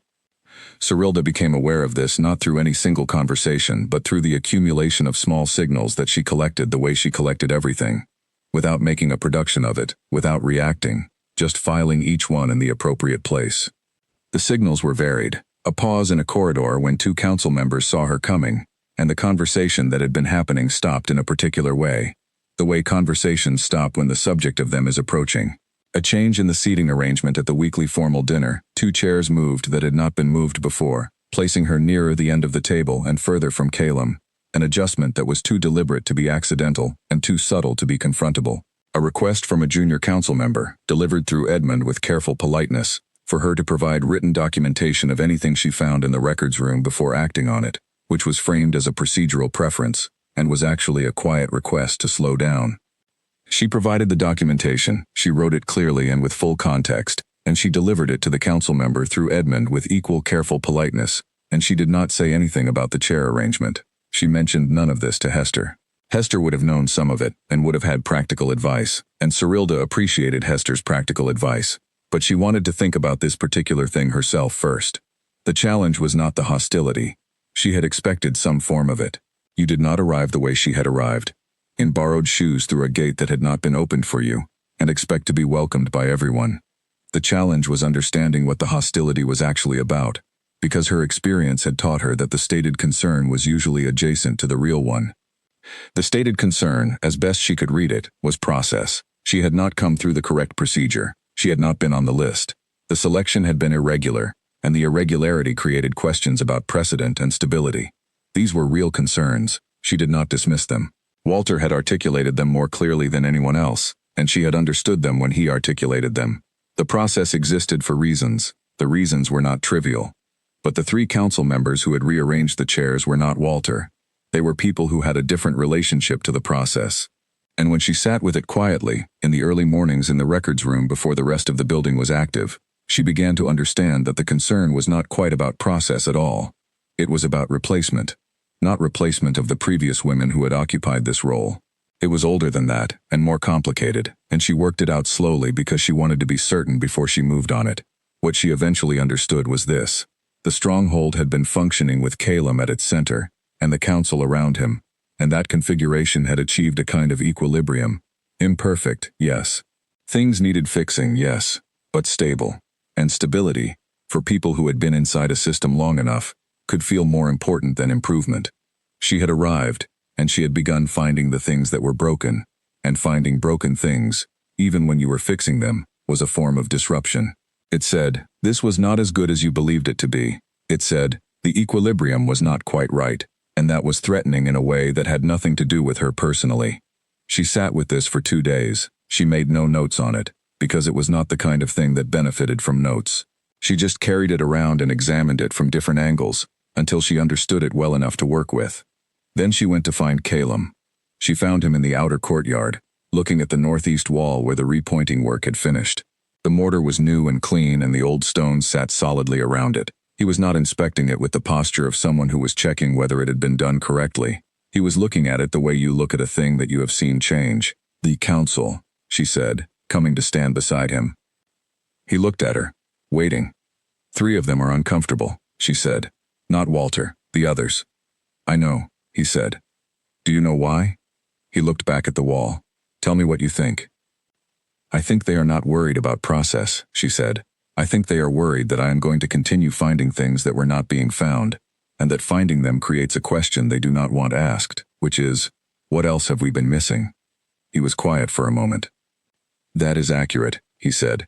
"And the question they are worried about," she said, "is also a question about them. Their years here, their competence, whether the things I am finding in the records room reflect on the work they have been doing." "Yes," he said. "That is not a fair implication," she said. "They were not looking in the records room because nobody had told them to look there. I am looking there because I came in from outside with no existing system, and so I looked everywhere." "I know," he said. "I want to address it," she said, directly, with the 3 of them. He looked at her. "You want to have the conversation. I want to have it before it becomes something more complicated," she said. "The earlier these things are addressed, the smaller they are." He thought about it. She could see him thinking. The same quality of deliberate internal work she had noted in the morning briefings. "What will you say?" he asked. "I will say that the records room belongs to all of us, and that I intend to share everything I find with full context, and that the purpose of finding problems is not to create blame, but to solve things. And I will ask them to tell me what they would like to see done differently. And if they ask for things you will not do, then I will say so clearly and explain why." He was quiet again. Then, "You do not need my approval to have this conversation." "I know," she said. "I wanted to tell you I was going to have it, in case it went badly and you needed to know why." He looked at her for a moment with the look she thought of as the one that was checking on something, some internal reading he was making. "It will not go badly," he said. She was not entirely sure this was true, but she appreciated it. She had the meeting with the 3 council members that afternoon. They met in the small room off the main corridor, not the formal council room, which would have given the conversation more weight than it needed. Edmund arranged it at her request. The 3 of them were named Aldrich, Francis, and Owen. Aldrich was the eldest, a man of about 50 with the careful bearing of someone who had navigated political situations for a long time. Francis was a woman of 40 who managed the Alliance communications and was very good at saying things that had 2 meanings. Owen was the youngest of the 3, perhaps 35, newly appointed to the council by Aldrich's recommendation, and he had the quality of someone who had not quite decided who he was yet, and was therefore very attentive to the people around him who seemed to have decided. Cyrilda sat across from them and said everything she had planned to say. She said it plainly, without strategy, and watched their faces as she said it. Aldrich listened with the surface composure of a man who had expected to be reading the situation and was finding it more straightforward than expected, which was its own kind of disruption. Francis listened with her head slightly tilted, the listening posture of someone taking detailed notes in their head. Owen listened with his eyes on Cyrilda's face in a way that was not calculation but was something closer to discovery. When she finished, she said, "I want to hear from you. What would you like me to do differently?" Francis spoke first. "The documentation requests are sufficient," she said. "What we needed was clarity about the process." "You have it now," Cyrilda said. "Yes," Francis said. She had the grace to say it without adding anything to diminish it. Aldrich spoke second. "The issue," he said, slowly, "is not your methods. It is the speed. In a week and a half you have moved a great deal." "I moved at the pace the work required," Cyrilda said. "The northeast wall was actively damaging the storage. The road survey was relevant to a decision already pending. I did not manufacture urgency." "No," Aldrich said, "but you should understand that for the people around you, urgency can be difficult to calibrate. When things move fast, people feel less sure of their footing." "I understand that," she said. "I will try to be more aware of pace when the timeline allows it. Some things cannot wait. I will flag clearly which things are urgent and which can move at whatever speed the council prefers." Aldrich looked at her. "That is a reasonable accommodation," he said. Owen had not spoken yet. She looked at him. He said, The thing about the shared excavation, the 50 feet, I want to understand how you worked that out. She explained it. The northeast wall survey, the original drainage line, the moment she had placed the two maps side by side and traced the paths. She explained it the way she explained most things, which was by walking through the steps in order. Owen listened with the expression of someone filing information not for later use in a meeting, but for his own understanding. When she finished, he said, "Is there more in the records room like that?" "I think so," she said. "I have been through perhaps a fifth of it." "Then the work you are doing is significant." "I believe it is, yes," she said. Owen looked at Aldrich. Aldrich looked at Francis. Francis looked at the table. "We should conclude the documentation agreement formally," Francis said. "For the record." They agreed on the terms. Cyrilda would share documented summaries with the full council before any proposal was submitted to Calum. The council would respond within 3 days. If a proposal was urgent, it would be flagged, and the window would be shorter. Everything else would move at its natural pace.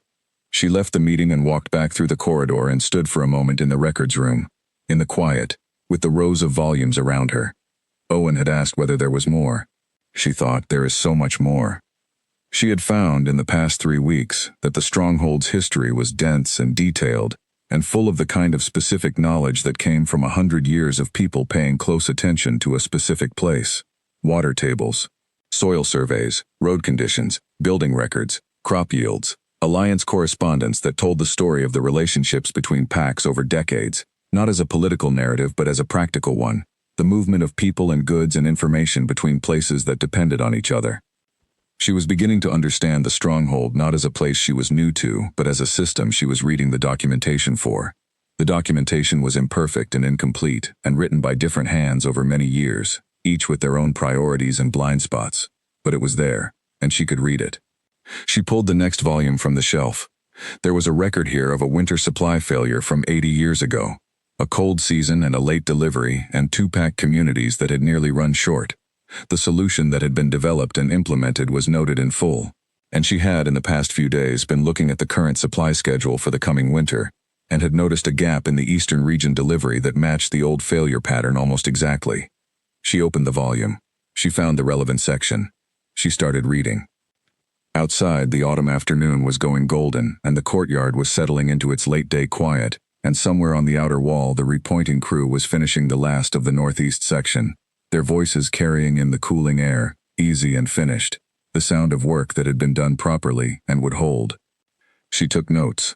The Eastern supply issue required 3 meetings and a letter to the Eastern Pack's supply coordinator, a practical and efficient woman named Clara who managed the delivery schedules across 4 routes, and who responded to Cyrilda's letter within 2 days with the exact information needed. The 80-year-old winter failure had occurred because a river crossing on the northern route had become impassable after early freezing, and the supply wagons had been too large to take the alternative path. The solution that had worked was to split the delivery into 2 smaller loads a week apart, using the alternate path for both, so that if one load was delayed, the second could still get through in time. The current schedule used 1 large delivery. The river crossing in question was the same one. The alternate path was still in use for lighter loads. Cyrilda wrote the letter to Clara, and Clara wrote back, and Clara said she had been thinking about the same problem for a year but had not had the 80-year record to reference, and together they worked out the split delivery schedule over a series of 3 letters in 2 weeks. Francis received the full documentation. She read it and said, at the following council meeting, that the supply adjustment had been handled efficiently, and that the documentation was exactly as agreed. Then she said it in the same tone she used for everything, which was completely neutral and told you nothing about what she was actually thinking. And then she made her notes and moved on. Owen asked Cyrilda afterward whether she had found the 80-year record or known about it. "Found it," she said. "Is there a pattern," he said, "of finding things in the records room that are relevant to current problems?" "So far, yes," she said. "The Stronghold has been here for a long time. Most of the problems that arise now have arisen before. The records contain the solutions. The issue is that nobody has been reading them in a systematic way." "Should someone be?" he said. "Someone is," she said. He thought about this. He was developing, she had noticed, a habit of thinking out loud near her, which was a sign of trust she took seriously. He was young for the council, and he was still finding out what kind of council member he would be, and she thought that had a lot to do with his current attentiveness. "What do you need to continue?" he said. "Time," she said, "and the writing table, which I already have, and for people not to move it." He looked at her. Someone moved it, he said. Someone moved it last week, she said.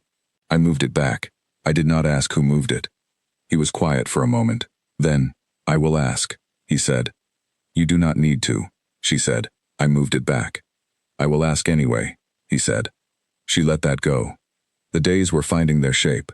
She rose early and worked in the records room in the quiet, and breakfasted in the kitchen with whoever was there, and attended the morning briefing standing near Hester, and spent the middle of the day in correspondence or in conversation with Gareth or Hester or Edmund about the things that came out of the records room, and attended whatever formal occasion the evening required, and went back to the records room afterward when there was something she had not finished, and slept well in the room with the slightly imperfect window latch that would be fixed eventually when the foundation seal was addressed. She had written 2 more letters home. Both were brief. Her mother had written back once, longer this time, with more warmth and less purpose, which Cyrilda read as her mother adjusting to the new reality the way she adjusted to most things, which was by finding a way to make it useful. In the second letter, her mother mentioned that Liara was doing well, that she had taken up the management of the household with more energy than before, that the lesser lord's offer had fallen through, not dramatically, simply quietly, and that Liara had seemed more relieved than disappointed, though their mother had not said this directly. Cyrilda read this twice and felt something ease in her chest. Not because the offer had fallen through, because Liara had been relieved. That was a piece of the picture she had been sitting with and not quite understanding, and now it shifted into a shape she could see more clearly. She wrote a short letter to Liara directly. Not through their mother. She said she was doing well. She said the stronghold had a good records room and a useful crow. She said she hoped Liara was doing what suited her. She did not know if Liara would write back, but she had said it, and saying it was its own kind of clearing. On the 32nd day, she finished the supply adjustment correspondence with Clara and sent the final agreed schedule to Walter and Francis and Gareth, and felt, for the first time since arriving, something that was not exactly satisfaction, but was in its neighborhood. She had done a complete thing. Not just noticed a problem, not just pointed at it, started and finished and handed off a solution that would hold through the coming winter and could be repeated in future seasons without her involvement, because the documentation was complete and the schedule was clear, and Clara knew how to run it. She sat in the records room with the quiet around her and the afternoon light through the windows and the row of volumes, most of them still unread, and she felt the thing she had been working toward without quite naming it. She felt like someone who was where they were supposed to be. Not in the sense of fate or design, not in the sense that everything had led to this, but in the plain, practical sense that her specific skills and her specific attention and her specific willingness to sit in a room of old documents for weeks were being applied to problems that needed exactly those things applied to them.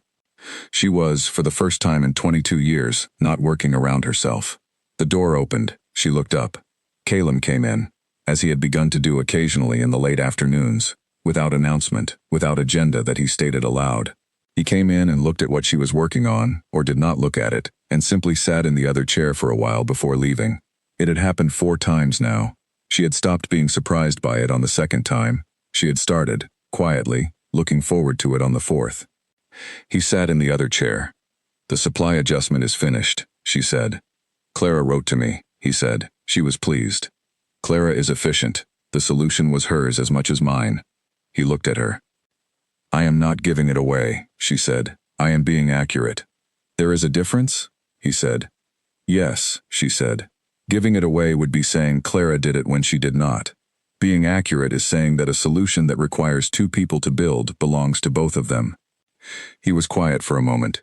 You are careful with the language of ownership, he said.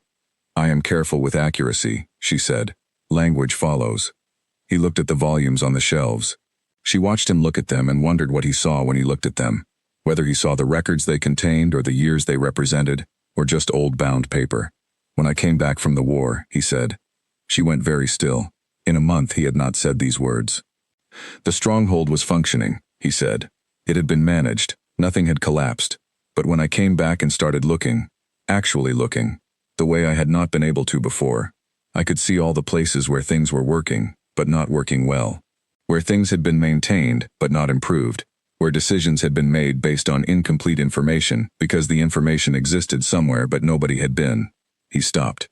Looking, she said. Yes, he said. She waited. I spent 2 years after the war trying to catch up, he said, and I caught up with most of it.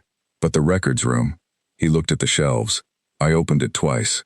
It is a large room. I did not know where to begin. You begin at the beginning, she said.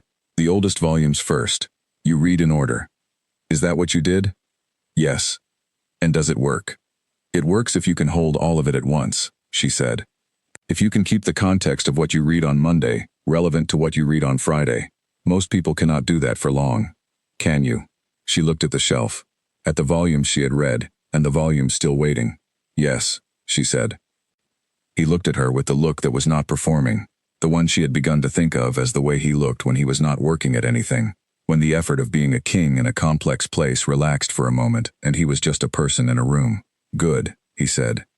It was such a simple word, but it was the way he said it, with the specific weight of someone who had been working on a large problem for 8 years, and has just confirmed that the right tool is in the right place.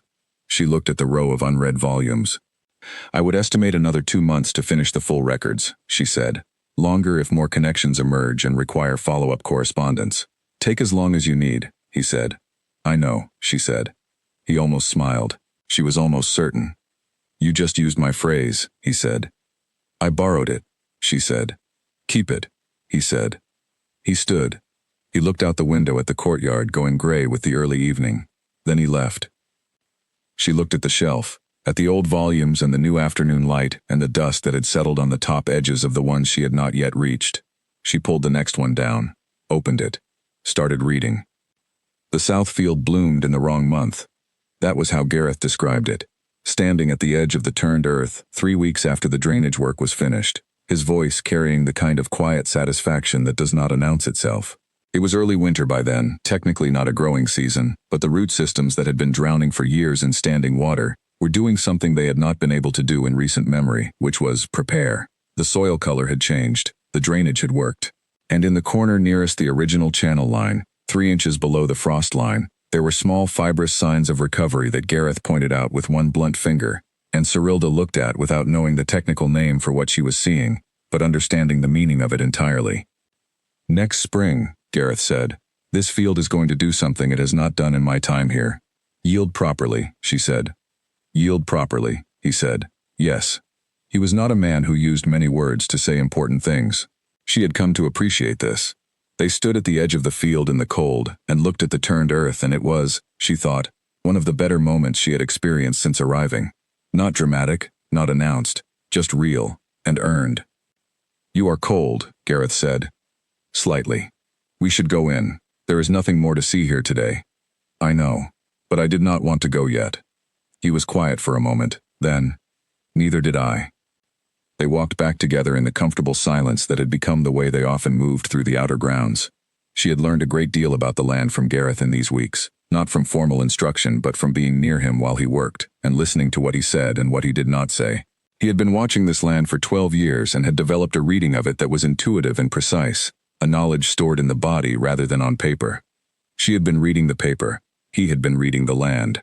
Between the two of them they had, she thought, a more complete picture than either would have had alone. The council's opposition had quieted, not disappeared, not resolved into warmth, but quieted into the manageable form that opposition took when it had been met directly, and had found nothing dramatic to hold on to. Francis was still Francis, careful and measured. Aldrich had stopped moving chairs, which she considered progress. Owen had taken to appearing at the records room door occasionally, with questions that were genuinely curious rather than evaluative. Walter had come to her 3 times in the past weeks with connections he had noticed himself, things in the current accounts and the supply records that, once she had given him the framework of reading across documents, he had begun to apply on his own. Each time he came he was slightly less formal. Not warm, Walter was not going to become warm, but less formal, and in someone who had been operating at a high level of formal for 22 years, that meant something. The day the opposition quieted to its current level, she had not noticed it immediately.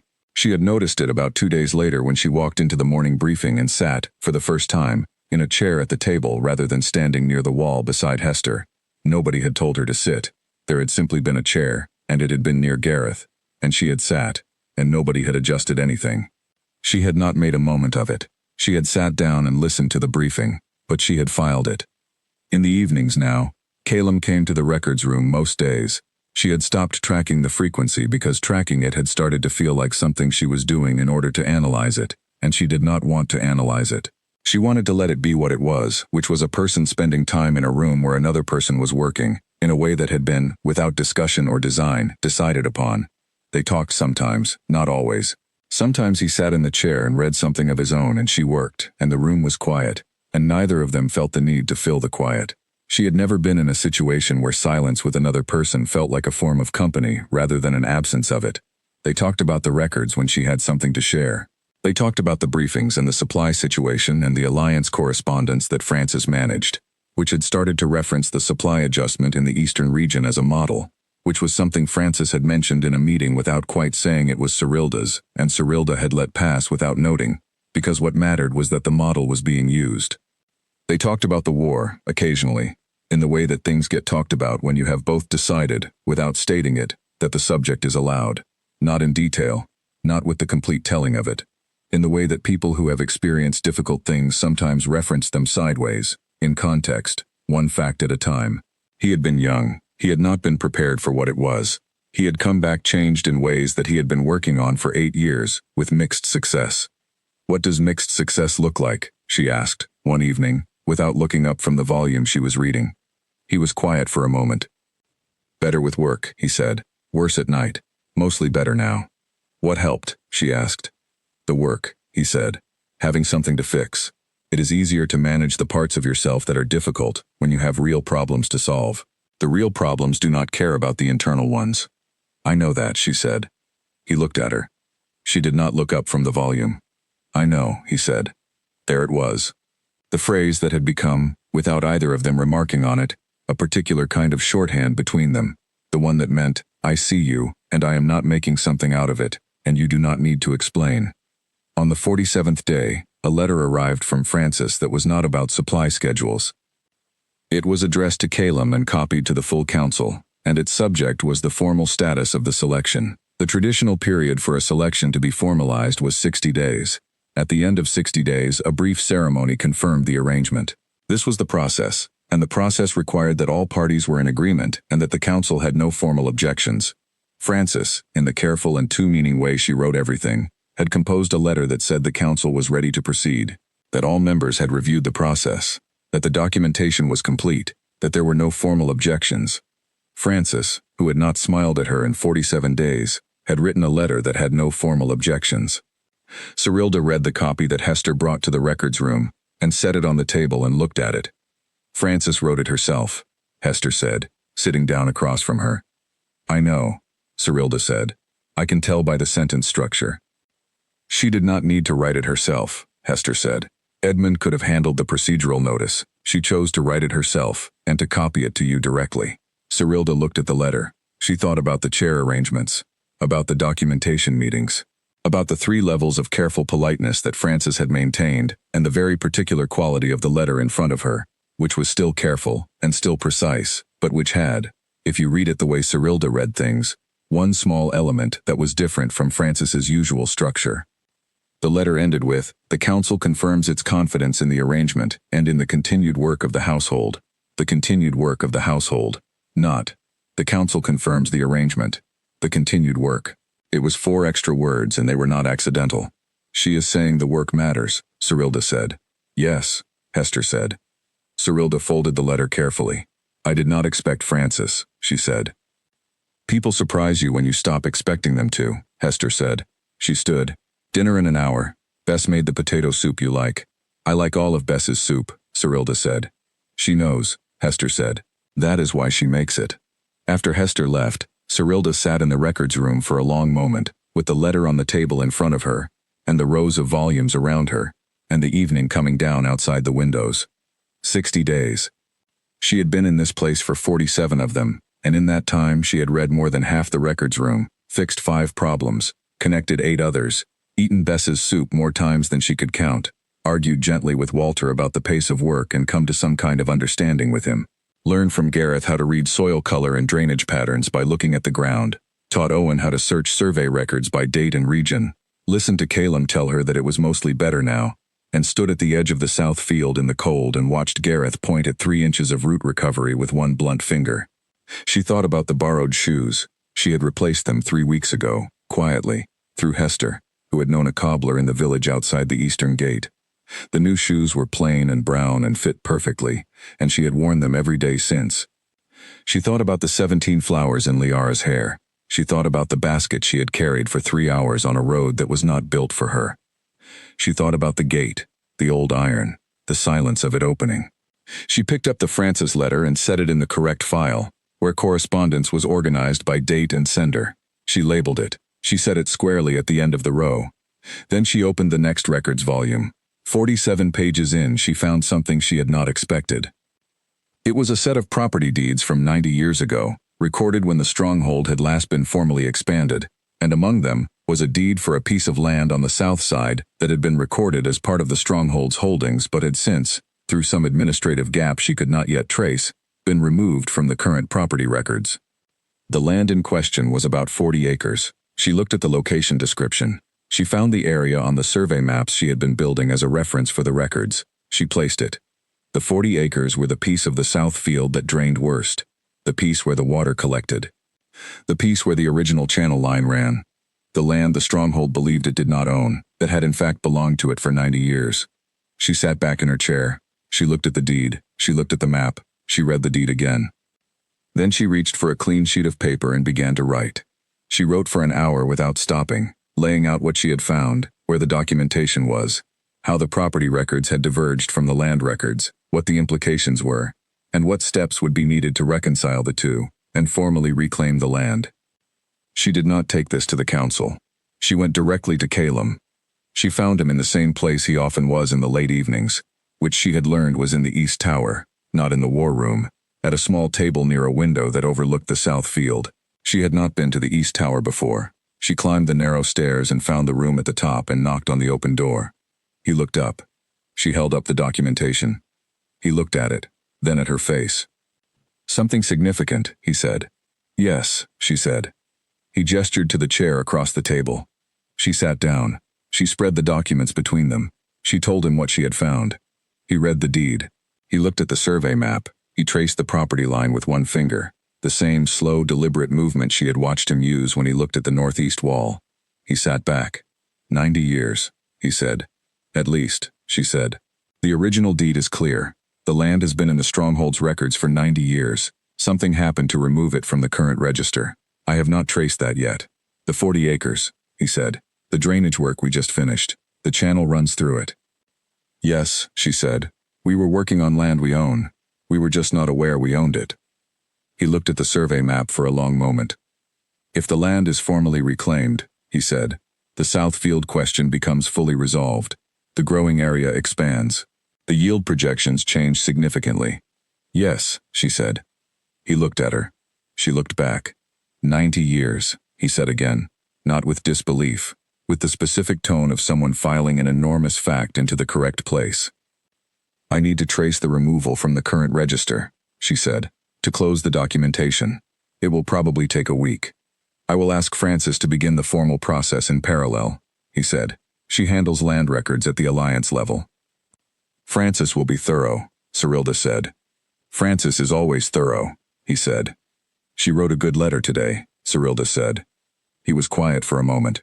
"I read it," he said. "The 4 extra words," she said. "Yes," he said, "I noticed."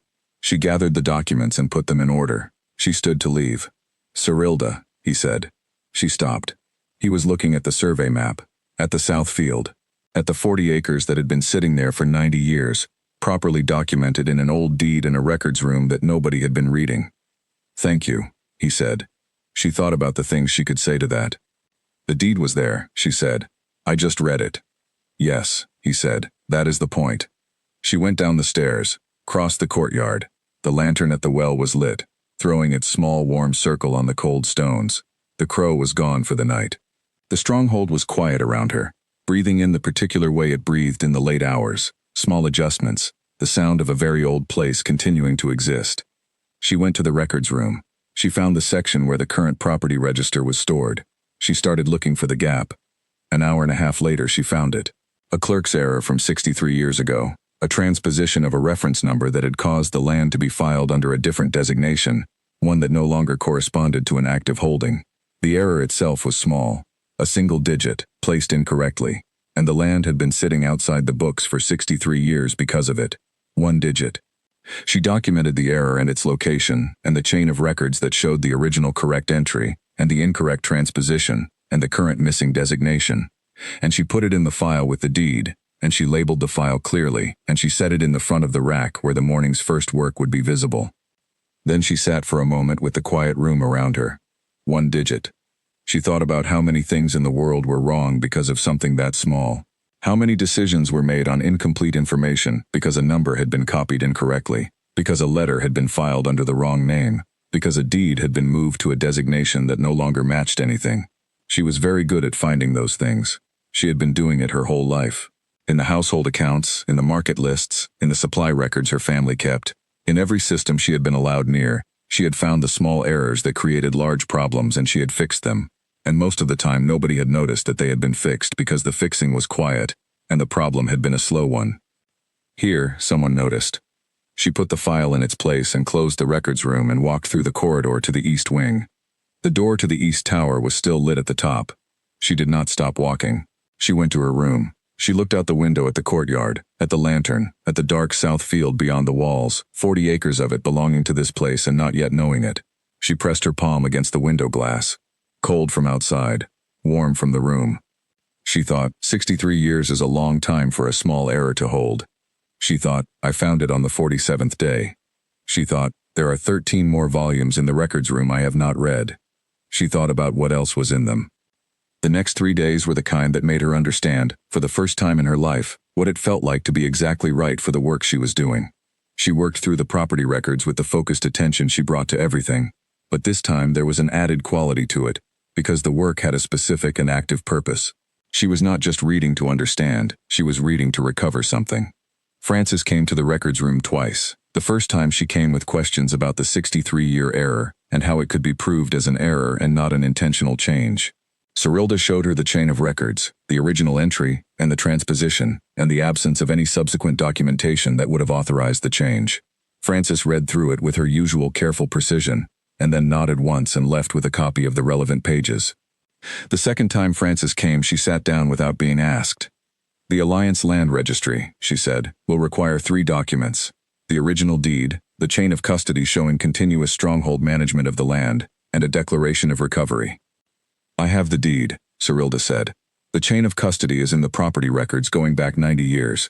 I can build the management record from the agricultural surveys and the drainage records. The declaration needs Calum's signature. Frances was quiet for a moment. You have thought about this already? Since I found the deed, Cyrilda said. Frances opened the portfolio she was carrying and set 3 blank forms on the table.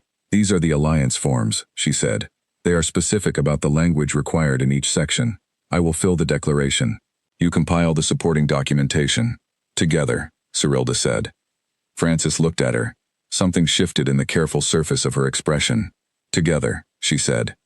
They worked for 2 hours that afternoon and the documentation was complete by the time the evening light was fading. Frances gathered the forms with the precision of someone who was very satisfied with a piece of work, and did not need to say so out loud. At the door she paused. The 4 extra words, she said.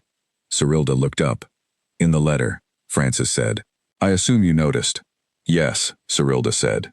Frances was quiet for a moment. She was, Cyrilda thought, a person who chose her words with a care that was not performance, but was the natural expression of someone for whom language was a precise instrument. I have been writing correspondence for this stronghold for 9 years, Frances said. I know how to write what is necessary. I have not, in 9 years, written more than what was necessary. I know, Cyrilda said. Frances nodded once. The continued work of the household, she said. And then she left. Cyrilda sat in the quiet room and looked at the space where Frances had been sitting, and thought about 9 years of writing exactly what was necessary, and the decision to write 4 words more, and what that cost someone for whom precision was a value and not a style. It was not nothing. It was, she thought, actually quite something. The 60th day was clear and cold, the sky a sharp blue above the stronghold walls, with the quality of winter sky that was beautiful, because it was serious. The ceremony was brief, as Hester had explained it would be. The full household in the great hall, a short formal statement from Calum, read by Edmund because that was how the tradition was structured, a response from Cyrilda, also brief, and then a meal. She had written her response herself. She had written 5 versions, each clearer and shorter than the last, and the final version was 3 sentences. She said she was grateful for the welcome she had received. She said she intended to continue the work she had begun. She said she was glad to be here. She had not written glad before writing it. The word had arrived and she had left it, because it was accurate, and she had learned that accuracy was the most useful thing she could bring to any situation. She stood in the great hall and said the 3 sentences in a clear voice and looked at the faces in the room and saw what was there. Gareth's comfortable approval, uncomplicated and warm. Hester's careful openness, more open now than it had been on the first day. Walter's controlled attention, 2 degrees warmer than the day she had arrived. Owen's genuine interest, still discovering what he was. Francis's composed face, and in it, for a single moment, the 4 extra words. Bess, at the edge of the hall, nodding firmly once, the same nod she had given on the first morning, the one that had said, "I have decided, and I am not revisiting it." Edmund and his list, which he had closed for this occasion. The Crow, she imagined, was on the well handle in the courtyard, thinking about something. And Calum, at the head of the hall, who was not watching the room the way he watched it in meetings, not managing anything, just present, the way he was present when he sat in the records room in the evenings, which was to say, entirely, and without agenda. He looked at her the way he had looked at her across the courtyard on the first day, the way someone looked at a fire, not with desire, but with the careful attention of a person who had learned that warmth could vanish, and was paying close attention to the fact that it had not. She looked back. The ceremony ended, the meal began. Bess had made something extraordinary for the occasion, a fact that Cyrilda learned when she sat down, and Bess put a plate in front of her and Gareth, across the table, raised his cup slightly in acknowledgement. She ate the extraordinary meal and listened to the table, and talked when she had something to say, and felt the 60-day mark pass the way real changes passed, not with a gate opening or a crowd holding its breath, but in the ordinary continuation of things that had already been happening. She thought about the 13 volumes she had not yet read. She thought about the 40-acre field. She thought about the continued work of the household. She thought about the way Calum, after the ceremony, as people were moving toward the tables and the room was briefly loud and jostling, had appeared at her shoulder and said quietly, "Good," and then moved on to speak to Walter, and how the single word had landed in the same place all his single words landed, which was precisely where they were aimed. She ate her meal, she was glad. She had said so in 3 sentences in a clear voice in front of everyone, and it was true, and the truth of it did not need more words than that. After the meal she went to the records room. She pulled the next volume from the shelf. She found her page. She started reading. Outside the window the winter evening was settling in around the stronghold, the blue sky going dark at the edges, the lantern at the well already lit, and somewhere on the outer wall a stone settled with the small final sound that old walls made when they had adjusted to the temperature and were done moving for the night. Everything settling. Everything, in its particular way, continuing. She read. The second letter from her mother arrived in the middle of winter, when the snow was thick on the outer walls, and the courtyard stones disappeared under 3 inches of white every morning, and Gareth spent an hour each day clearing the paths between the buildings. Cyrilda was in the kitchen when Edmund brought it. She had developed a habit of spending the first part of her mornings in the records room and then coming to the kitchen around midday, not for the food specifically, although Bess's food was consistently the best she had eaten in her life, but for the way the kitchen held the morning's information. The kitchen was where things were known before they were formal. Bess and her 2 assistants talked while they worked, and what they talked about was the actual texture of the day, supply deliveries and minor disagreements, and the state of the roads from the delivery drivers, and which council member had been in a difficult mood at breakfast. She had learned more about the stronghold from the kitchen than from any official briefing. Edmund came in with the leather satchel and sorted the letters at the table where Bess left him space without being asked, because Edmund appeared in the kitchen regularly, and Bess had accommodated this as she accommodated everything, by making room and not making a production of the making. He set a letter in front of Cyrilda, her mother's handwriting. She picked it up. She folded it inside her coat. Something else, Edmund said. He set a second letter beside her cup. This one was in a different hand, one she did not recognize immediately and then did, because she had received one letter in this hand before, which was the short letter she had sent in the autumn, and which she had not expected to be answered. Liara's handwriting. She looked at both letters and drank her tea and said nothing. She took them to the records room. She sat at the writing table. She opened her mother's letter first. Her mother wrote warmly for 3 paragraphs. The household was well. The winter was manageable. The neighbor's fence had been repaired. Liara was well. And then the purpose of the letter arrived, more quickly this time, without the same building structure. The lesser lord situation had not resolved the way her mother had hoped. There were debts, not large ones, but present ones, and the village market had been slow this season, and if Cyrilda was in a position to help, and her mother understood that Cyrilda might not be, but if she was, Cyrilda set the letter down. She picked up Liara's letter. It was longer than she expected, 6 pages in Liara's even, clear hand, which was different from their mother's precise hand, looser and more direct. Liara said she had been thinking about what to write since receiving Cyrilda's letter in the autumn, and that she had written 4 versions and thrown them away, and was now writing this one without planning it first, because the planned versions had all been wrong in the same way, which was that they had been trying to manage something instead of just saying it. She said, "I did not speak at the gate because I did not know what to say that was true. Everything I might have said that was comfortable was not true. The only true thing I knew was that you would be all right, and that felt like a small thing to offer." She said, "I think I have been, for most of our lives, the version of the family that everyone could see. And I think you were the version that held things together. I did not think about this clearly while it was happening because it was just how things were. I am thinking about it now." She said, "The household is different since you left. Not because things are falling apart, because I have been doing things I did not know I was capable of doing. And I think I only discovered I was capable because you had always done them before I needed to try." She said, "I hope the stronghold has a good library. I always thought you would find something you wanted if you were put somewhere that had things worth finding." She said, "I am glad you are there. I did not say this at the gate. I am saying it now." Cyrilda read the letter twice. She folded it and put it in the drawer of the writing table where she kept things that were not records room documents. She had 2 other things in that drawer: the survey map she had copied from the original drainage plans, and the cobbler's receipt from the new shoes. She put the letter with those. She looked at her mother's letter. She thought about the debts that were not large. She thought about the slow market. She thought about the way the letter had arrived at the same time as Liara's, and whether her mother knew Liara had written, and whether the timing was planned or not, and she decided it did not matter. She thought about Liara managing the household, discovering she was capable of things she had not needed to try before. She thought about 6 pages of a planned letter thrown away and replaced with something unplanned and true. She sat with all of this for a while. It was a long while. The records room was cold in the mornings and she had a habit of keeping a small brazier lit near the writing table, and she looked at its glow and thought. Then she wrote to her mother. She wrote a full page. She told her mother about the south field and the drainage work and the 40 acres. She described the records room and the winter schedule and the household in practical terms, the kind her mother could receive and understand. She said the stronghold was a well-built place with good people in it. She said she was contributing useful work. She did not send money, but she wrote the full page, which was a different kind of offering, and she folded it and addressed it and gave it to Edmund. Then she wrote to Liara.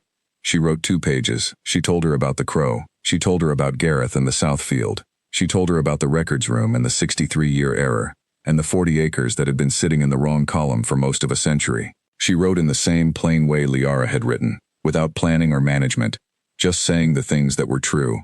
She said, "The library is good, and I have read most of it." She said, "You were right that I would find something." She did not say more than that, but she thought it was enough. She gave that letter to Edmund as well. That afternoon, Calum found her on the outer wall, which was not where she usually was but was where she had ended up after the letters, following an instinct to be outside in the cold air for a while rather than inside with the volumes. He came up the stairs on the south side and found her standing at the wall's edge, looking at the south field, which was white with snow now, the drainage channel visible as a slight depression in the surface. "Letters from home," he said. She looked at him. "Am I that obvious?" "You are outside," he said. "You do not usually come outside in the afternoon." "I needed air," she said. He came to stand beside her. They looked at the field. The snow over the drainage channel had a different texture from the snow on either side of it, slightly settled, marking the line of the work below. "Your mother?" he said. "And my sister," she said. Liara wrote. He was quiet for a moment. "Good news?" "Mixed," she said. "And also," she stopped. She was not sure how to describe the experience of reading 6 pages that someone had written honestly after throwing away 4 dishonest versions. She thought about it for a moment. "Clarifying," she said. Clarifying, he said. I understand my family better than I did before reading the letters, she said. Some of that understanding is better, and some of it is still complicated, but it is clearer. He nodded. He was looking at the field, at the slight depression in the snow. My family, he said. He said it the way he said things he did not say often, with a particular quality of deliberateness, as though the word required more effort than most words. My father died in the war, before I went. He died in the early part of it, and I went in the later part of it, knowing he had been there first and had not come back. She was very still. I did not know him well, he said. He was not present, in the way some people are present. He occupied the role of father, way some people occupy a role, which is by being in the correct position without filling it. I understand that, she said. I know you do, he said. They stood in the cold and looked at the snow and the buried drainage line and the field. After the war, he said, I had the choice of what to do with the role I had inherited, whether to occupy it the way he had occupied his, or to find out if there was a different way. You chose differently, she said. I am still choosing, he said, every day, somewhat. The choosing is not a single moment, it is continuous, she said. Yes, he said. She thought about this, about choosing continuously, about the way she had spent 22 years making continuous small choices to be useful and present and honest in a household that did not fully see her, and how those choices had not been dramatic or visible but had been real, and how they had, in the end, brought her here, to a wall in the snow looking at a field that was recovering from years of flooding. The letters, she said. You do not have to tell me what they said, but if you want to talk about what they opened up. I know, she said. Thank you. He nodded. My sister wrote 6 pages, she said. She threw away 4 versions first. She told me that in the letter. What did she say in the one she kept? That she had been the visible part of the family, and I had been the part that held things together, and that she was now discovering by doing the holding what that had been like. He was quiet. It is strange, she said, to have someone see something about your life that you lived through without being seen, even after the fact. It is strange and, she searched for the word. Good, she said. Yes, he said, it is. They stood on the wall for a while longer. The cold was the kind that settled into the stone and stayed. Down in the courtyard, Gareth was clearing the path near the eastern door, his movements steady and regular, the scrape of the shovel carrying in the still air. She thought about what Calum had said about occupying a role and finding out if there was a different way. She thought about the 8 years of choosing differently, which had produced Hester and Gareth and Walter and Francis and Owen and Bess and Edmund, and a records room that had not been read in decades, and a south field that was recovering, and a stronghold that was running imperfectly and trying anyway. You did find a different way, she said. He looked at her. The people here, she said. The way the place works. It is not perfect and you know that better than anyone, but it is a place that is trying to do things well. That does not happen without someone deciding that trying to do things well is the point. He was quiet for a long time. Then he said, You said the records room was clarifying. Yes, she said. Being here, he said carefully, for 63 days. Is that clarifying? She looked at him, at the face that had learned, over years, to hold things without showing them, and was now, in the cold on this wall, asking her something directly. Yes, she said. He looked at the field. What is it clarifying, he said. She thought about accuracy, about the value of saying the precise thing. That the things I can do, she said, are most useful in a place that has things worth finding, and that this is one of those places. He was quiet. And, she said, that some things are worth being near regardless of their usefulness. She felt the moment after she said it, the way she felt the moment after anything more honest than intended, but she did not take it back. She had said it because it was true, and accuracy was the value she held most consistently. He was still looking at the field. Yes, he said. It was so quiet she almost did not hear it. She looked at the snow over the drainage line, at the slight settled depression marking the work below, at the 40 acres of recovered land, white and waiting, not yet what it would be in the spring. I should go back to the records room, she said. I know, he said. She went down the stairs, crossed the courtyard, went inside. She sat at the writing table and opened the next volume. She found her page. She started reading. But for a long time after she sat down, she was not reading. She was sitting very still in the quiet room with the cold coming off the walls and the small brazier glowing beside her, and she was thinking about the field, and the snow, and a man standing beside her on a wall asking what something was clarifying, and some things worth being near regardless of their usefulness. She had said that. It was true. She went back to reading. The rest of the winter passed the way winters did in old stone buildings, with the cold as a constant presence that you accommodated rather than defeated.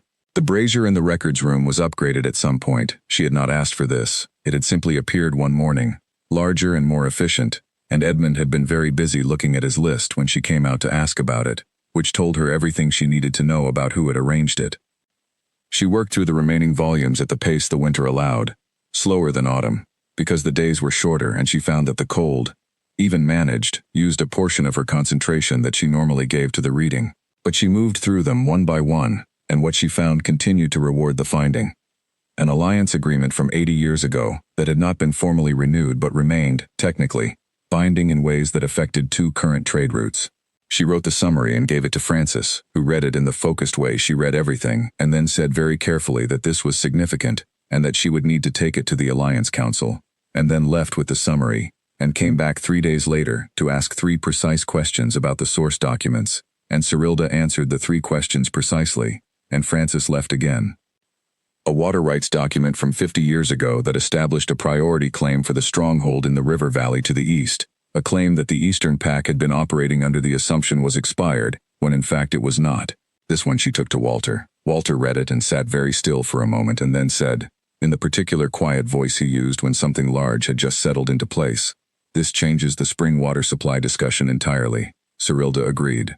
The spring water supply discussion was the one that had been recurring in the morning briefings for 2 months without resolution. It was now resolved, and not in the way anyone had expected it to be resolved, and Walter smiled, which was an event she noted carefully because it was the first time she had seen it. A record of the original Foundation survey from 103 years ago that showed the stronghold had been built on a particular geological feature, a shelf of dense granite that ran 40 feet below the current foundations, that had never been formally documented in the building records. This meant that the East Tower, which had shown some cracking in the upper courses over the past 5 years, and which 3 separate inspectors had attributed to foundation settling, was not settling. It was reacting to something else. She found a matching crack pattern in a record from 70 years ago on a different section of wall, and traced both to a specific point in the granite shelf where there was, she believed, a stress fracture. She took this one to Calum directly, because the East Tower was where he spent his evenings. She came in from the outer courtyard where she had been working with Gareth on the spring soil preparation for the recovered 40 acres, still brushing mud from her sleeves, and found him in the East Tower corridor speaking to one of his men. She waited until he was finished. He looked at her hands, which had mud on them, and then at the sheaf of documents she was holding. "The East Tower," she said. He went still. The quality of his stillness changed when something was directly relevant to the people or things in his care. She had noticed this. She showed him the documentation. She walked him through the geology, the crack pattern, the 70-year record, the stress fracture hypothesis. He looked at the upper wall of the corridor where a crack ran in the characteristic diagonal that corresponded to the pattern she had shown him. "You think the cracking is from the shelf," he said. "I think it is," she said. "I am not a builder. I think you need someone with specific geological and structural knowledge to confirm it, but the pattern is very consistent. What happens if it is the shelf?" "If it is the shelf, the crack is stable, because the shelf has been there for 100 years and is not moving. It looks concerning, but is not dangerous. If it is not the shelf, if it is actual foundation settling, the pattern should be different. A specialist would know." He looked at the crack. "I had someone here last year," he said. He said settling. "He may have been right," she said. "I may be wrong." He looked at her. "You do not think you are wrong," he said. "No," she said, "but I hold the possibility." He almost smiled. She was certain this time. "I will bring a second opinion," he said. "Someone with geology experience, not just building." "Good," she said. She began to gather the documents. "Cyrilda," he said. She looked up. He was looking at the crack, at the diagonal line in the old stone that was, most likely, not dangerous, and would now be confirmed as not dangerous, and would stop being a question. "How many more volumes?" he said. "4, she said. "Perhaps a week." He nodded. He looked at the mud on her sleeves and then at her face. "The 40 acres is ready for spring preparation?" he said. Gareth says yes, she said. The soil has responded better than he expected. He thinks we may get a better first yield than he originally projected. He told me, he said. He was very pleased. He tries not to show it, she said. He fails, he said. She put the documents under her arm. I am going to wash my hands, she said. He nodded. She went through the corridor toward the east wing. At the junction, she stopped for a moment and looked back. He was still looking at the crack. The steady examining look, the one that was working through something. She went to wash her hands. Later that evening, back in the records room with the second-to-last volume open in front of her, she found the document she had been, without knowing it, working toward for 3 months. It was a correspondence record, not a survey or a deed, a series of letters between the Stronghold's founder and the original Alliance Council, written in the first 15 years after the Stronghold was established. She had been reading them in pieces as she worked through the correspondence sections of the older volumes, and she had been aware, without quite naming it, that the letters contained something she was tracking. She turned to the final letter in the correspondence. It was dated 101 years ago. The founder, a man named Edric, wrote to the Alliance Council with the specificity and urgency of someone who had been building something for a long time and had just understood something essential about what he was building. He wrote that the Stronghold was not, as it had been conceived, primarily a military installation or a political seat. It was a record of the land it sat on and the people who worked it and the agreements that governed the relationships between the packs of the Alliance. Its value was not in its walls or its ability to project force. Its value was in its memory. A stronghold without memory was a shell. The memory was in the land surveys and the water rights and the trade agreements and the property records and the long, slow documentation of how things had worked and failed and been repaired and worked again. The Alliance, Edric wrote, needed a keeper of this memory.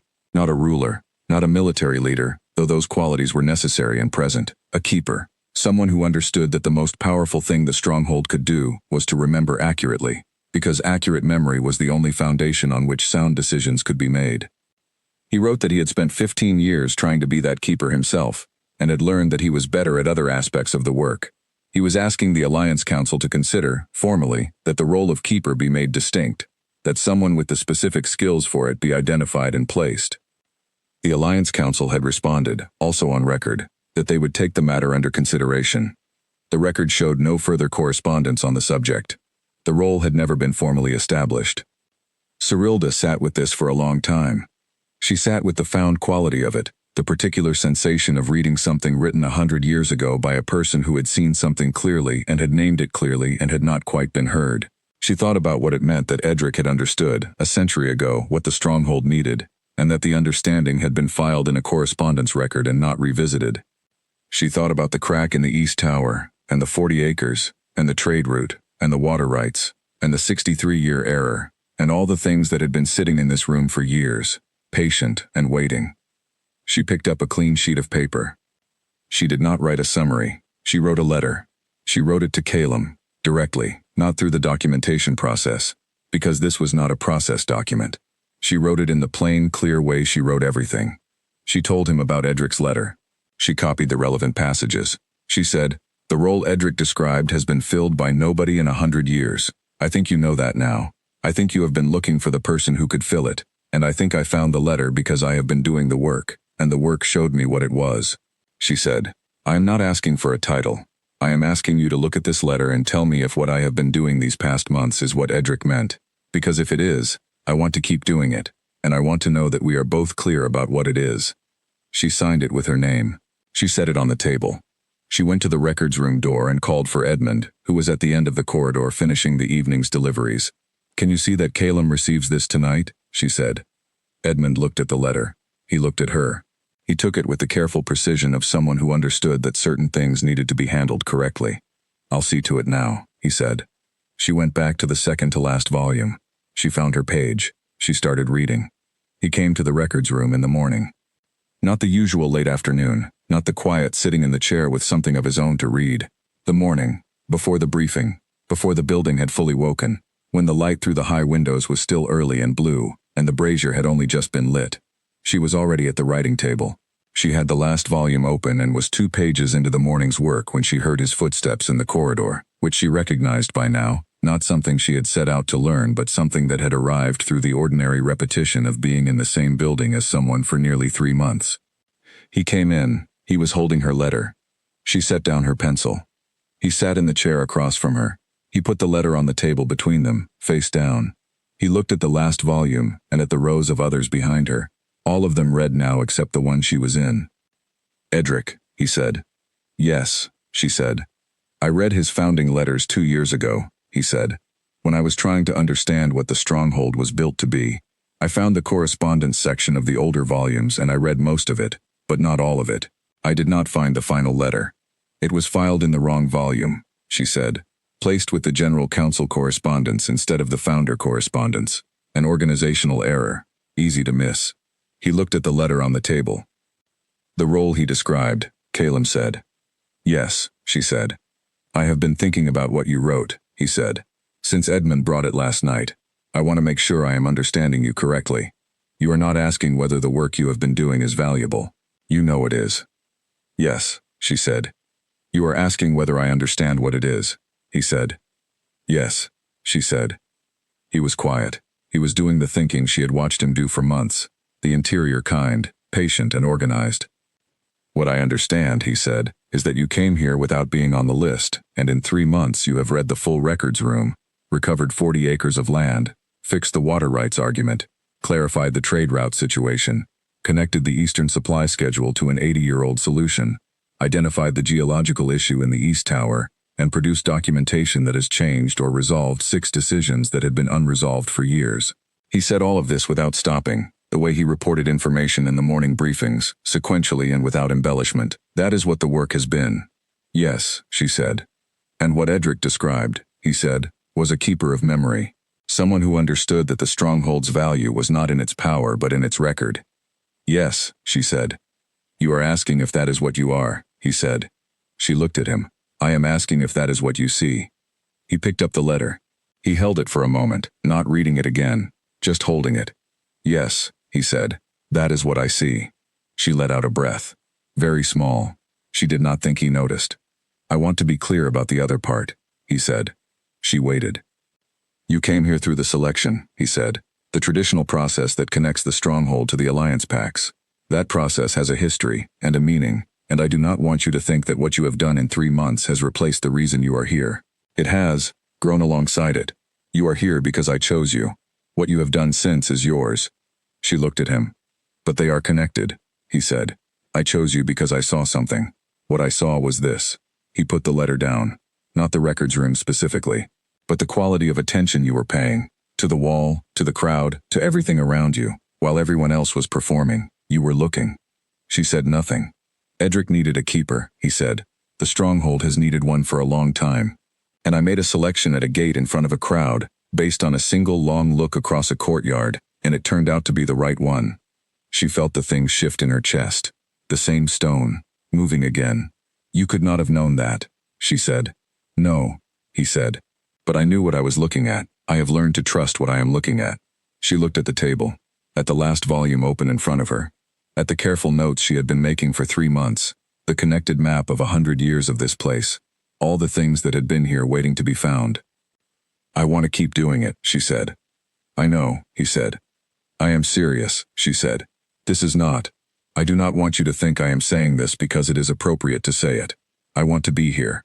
And I want to read the rest of this volume and start a proper index of everything I have found, and work with Gareth on the spring planting, and help Francis close the trade route documentation, and understand why the East Tower crack is doing what it is doing. I want to do all of that, and I want to be here while I do it. He was looking at her with the look she thought of as the real one, the one that was not managing anything. Cyrilda, he said. Yes, she said. I know, he said. She looked at him for a long moment. You use that phrase, she said, with a specific intention. Yes, he said. What is the intention? He was quiet for a moment. To say, you do not need to explain.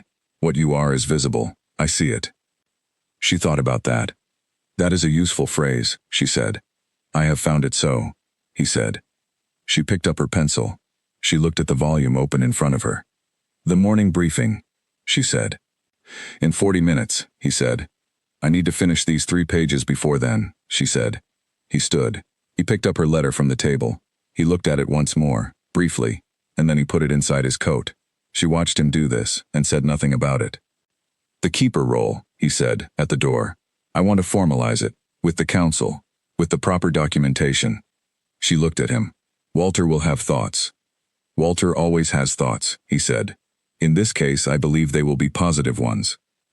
She thought about Walter's 2-degree warmer expression, the note in his book, 22 years. Frances will want to write the formal language herself, she said. I expected that, he said. I will ask her. Owen will have questions, she said. Owen always has questions, he said, with the quality that was not quite humor but was not far from it. They are usually good questions, she said. Yes, he said, they usually are. He went. She heard his footsteps in the corridor, going toward the east wing, and then the morning sounds of the building coming alive around them. She looked at the 3 pages in front of her. She read the first page. It was a supply record from 75 years ago. A winter that had been harder than this one. A community to the northeast that had run short of stored grain in the 3rd month. A delivery made at cost to the stronghold, approved by the then holder of this role, documented with complete specificity. The amount, the route, the arriving condition, the settlement terms agreed afterward. The community to the northeast was, according to the current alliance maps she had been building as her reference, the same community that was on the northern road, the one with the spring underneath, the one whose supply route Frances was now working to stabilize. 75 years and the same community, the same relationship, the same responsibility. She made a note. She read the 2nd page. The building was filling with sound around her, footsteps and voices and the particular sound of water in the pipes that meant the kitchen had fired its stoves for the morning. The brazier was warm now. Through the window the sky was moving from blue-gray to the pale gold that meant the sun was arriving above the east wall. She finished the 3 pages. She put the notes in the correct file, labeled and dated. She closed the last volume. She set it on the shelf with the others. She stood for a moment and looked at the full set of them. 100 years. All of them read, all of them connected, at least in part, to the map she had been building in her head and in her notes. The living record of this place, and its relationships, and the things that had been known and forgotten and recovered. The morning briefing was in 10 minutes. She went to the kitchen and asked Bess for a cup of tea, and Bess had one ready before she finished the sentence. She drank it standing, looking out the kitchen window at the courtyard. The crow was on the well handle. It had been on the well handle for 3 months, she thought, or at least some crow had been on the well handle for 3 months, and she had long stopped distinguishing between the crow itself and the idea of it as a kind of continuous presence. You look different this morning, Bess said. Cyrilda looked at her. Different how? Settled, Bess said. More than usual. Cyrilda thought about this. I finished the records room, she said. Bess looked at the rows of storage that lined the kitchen walls, her own records of a different kind. And, she said. And I am going to start an index, Cyrilda said. Bess nodded with the firm, decided quality she brought to all her assessments. Good, she said. Cyrilda finished her tea. She went to the morning briefing. She sat at the table, in the chair that was hers now, near Gareth. Walter was across from her. Frances was to his left. Owen was at the end. Edmund had his list. Calum was at the head. The briefing began. She listened with the same quality of attention she had been bringing every morning for 3 months, the kind that was not performing listening but doing it. She noted the things that corresponded to what she had been reading. She noted the things that did not correspond yet and that she needed to understand better. She held the full picture as she always held it, all of it available at once, the way she had been able to hold it since she was young, which was just the way her mind worked and which she had spent most of her life not knowing was remarkable. When the northern supply route was discussed, she had 3 things to add. She added them at the right moments. Frances received 2 of them and Walter received 1. When the East Tower crack was discussed, she said that she had a geological hypothesis, and that she had asked Calum to bring a specialist, and Calum confirmed this without being asked, and the matter was referred forward. When the spring planting was discussed, Gareth spoke about the 40 acres and what he expected from them, and at the end of his report he looked at Cyrilda across the table in the brief, specific way he had, which said, "You," and she received it. The briefing ended. People moved toward the door. Walter stopped near her. Calum mentioned something, Walter said. I imagine he did, she said. The keeper role, Walter said. Edric's letters. Yes, she said. Walter looked at her. I found the correspondence section 2 years ago, he said. I read most of it. You did not find the final letter, she said. No, he said. It was misfiled. Yes, she said. Had I found it? he said slowly. I believe I would have understood something earlier. You would have, she said. He was quiet for a moment. Then he made a note in his small book. She did not ask what it said. The formal documentation for the keeper role, he said. I would like to be involved in drafting it. I would like that too, she said. He nodded. Good, he said. He left. She stood in the briefing room for a moment after everyone else had gone, in the quiet that was not the records room quiet but was its own kind, the settled quiet of a place that had just done something it did regularly, and done it well. She thought about Edric, writing 100 years ago, asking for a keeper. She thought about the filing error that had put his final letter in the wrong section for 63 years. She thought about a girl standing at the edge of a crowd counting flowers in her sister's hair, and a gate that opened in silence, and a man who had looked across a courtyard and not looked away. She thought about accurate things, the specific and the true, the way that everything she had found in the records room had been there the whole time, waiting, patient, not lost, just waiting to be read. She went to the records room. She sat at the writing table. She took a clean sheet of paper. She wrote at the top, Index, Record of the Stronghold of Calum, Keeper's Documentation. She dated it. She started writing. The index took 6 weeks to build properly. Not 6 weeks of continuous work. 6 weeks of it woven into everything else, the morning briefings and the supply correspondence and the spring planting preparations and the geological specialist who came to look at the East Tower crack and spent 3 days with her documentation and then confirmed, with a satisfaction that he made no effort to conceal, that the crack was the shelf, exactly as she had hypothesized, and that it was stable and would remain stable, and that the East Tower was, in his professional assessment, the most structurally sound part of the building. Calum had been in the East Tower when the specialist confirmed this. She had not been there. She heard about it from Gareth, who had it from Edmund, who had apparently been present, and who had described Calum's response as, he was quiet for a moment and then he said thank you, and then he went to the window and looked out for a while. She thought about what he had said about coming back from the war and looking at the stronghold and seeing all the places where things were working but not working well. She thought about the East Tower, where he spent his evenings, with its crack in the upper courses that 3 specialists had attributed to settling, that he had been watching for 5 years, knowing something was wrong but not knowing what. She thought about looking at something for 5 years and not knowing what it was. She thought about finding out. The index was built in sections. She organized it by subject rather than chronology, because that was how she had been using the information, by looking for the thing that corresponded to a current situation. Underwater, all the surveys, water rights, drainage records, spring locations, river crossing conditions, flood records, irrigation notes. Under land, the property records, the 40-acre recovery, the geological surveys, the soil analyses. Under supply, the delivery schedules, the winter records, the trade route agreements, the alliance correspondence on goods. Under building, the foundation surveys, the structural records, the repair logs, the geological documentation. Each entry noted the volume, the page, the date of the original document, and a brief summary of the content. She also noted, where it was relevant, the current status of the issue the document addressed. The notation system was hers. She had not worked from a model. She had invented it as she went, which meant it was slightly imperfect in the early sections and had improved by the time she reached the later ones. She made a note at the front of the index that the first 100 entries should be checked against the revised system once the full index was complete. She showed the index to Walter when the first section was done. He read it with the same focused attention he brought to everything, and then he read it again, and then he looked at her.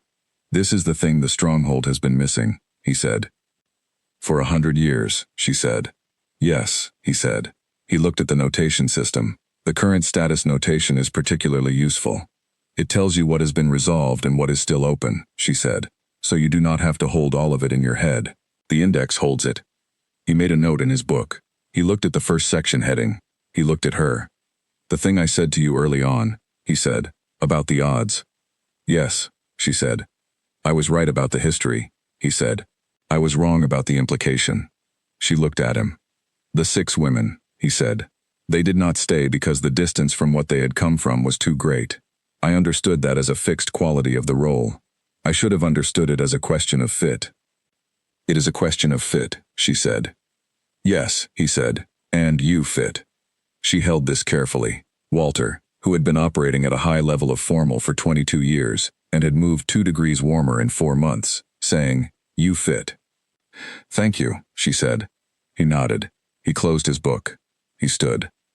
I am going to suggest to Francis, he said, that the keeper role documentation include a formal responsibility for the index. That is exactly right, she said. I thought so, he said, and he left.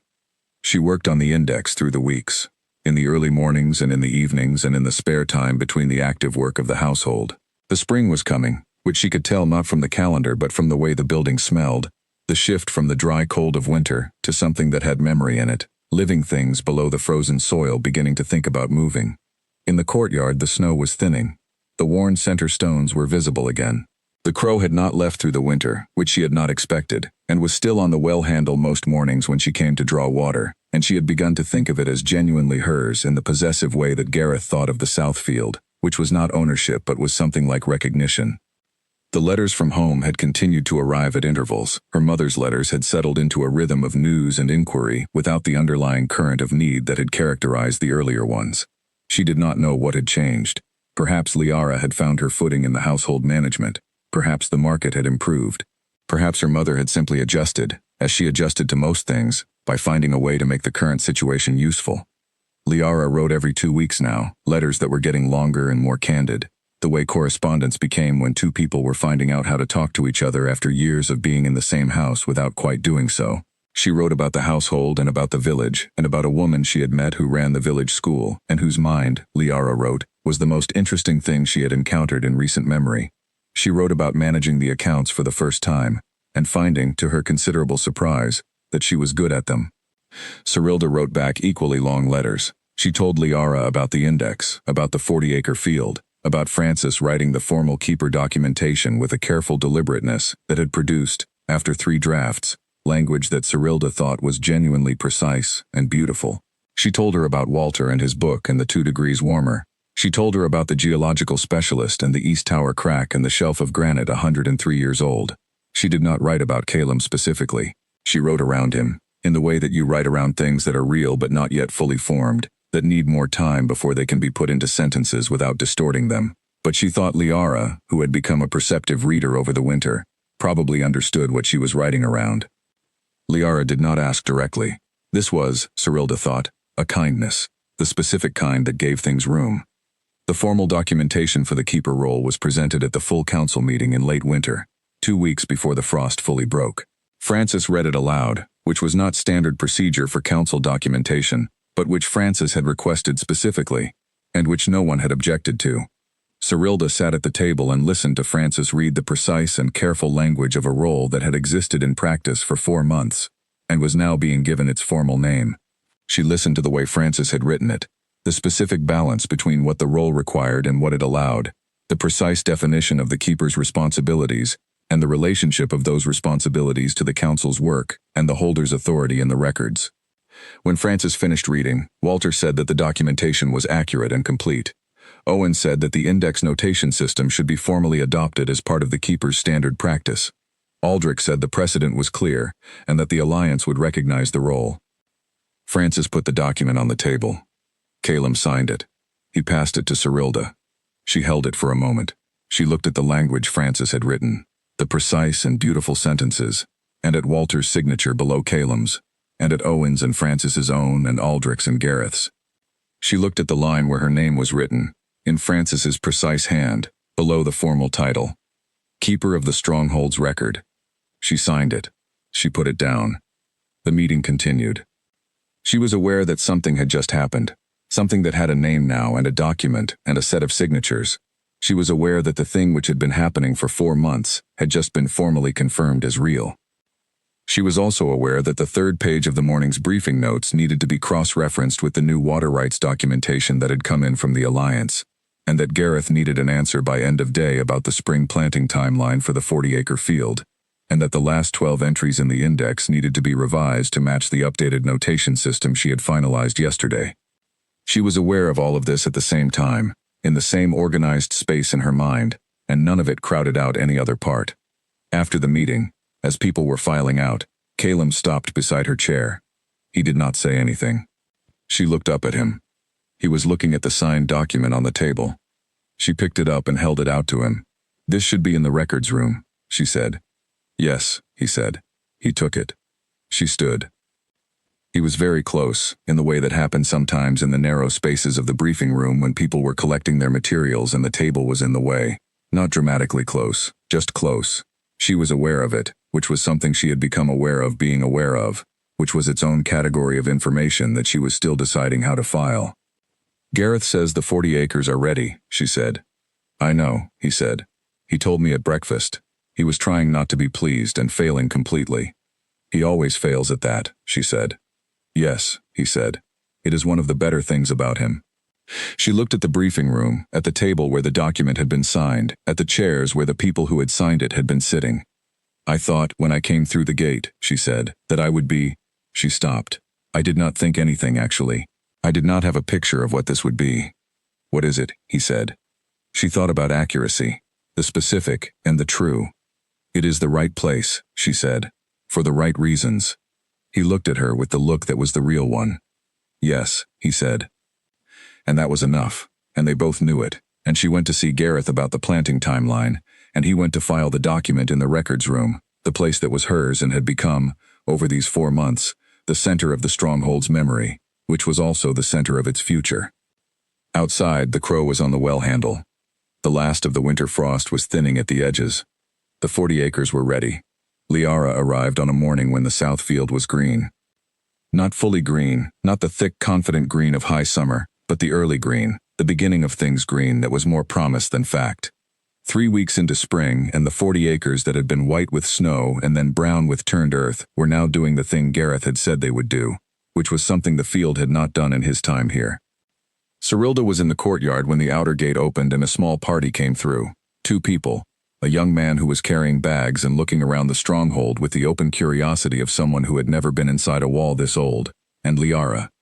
Liara walked through the gate and looked at the courtyard with the same expression she had worn their whole lives when entering a space, which was the assessing expression of a woman who understood rooms and what they said about the people in them.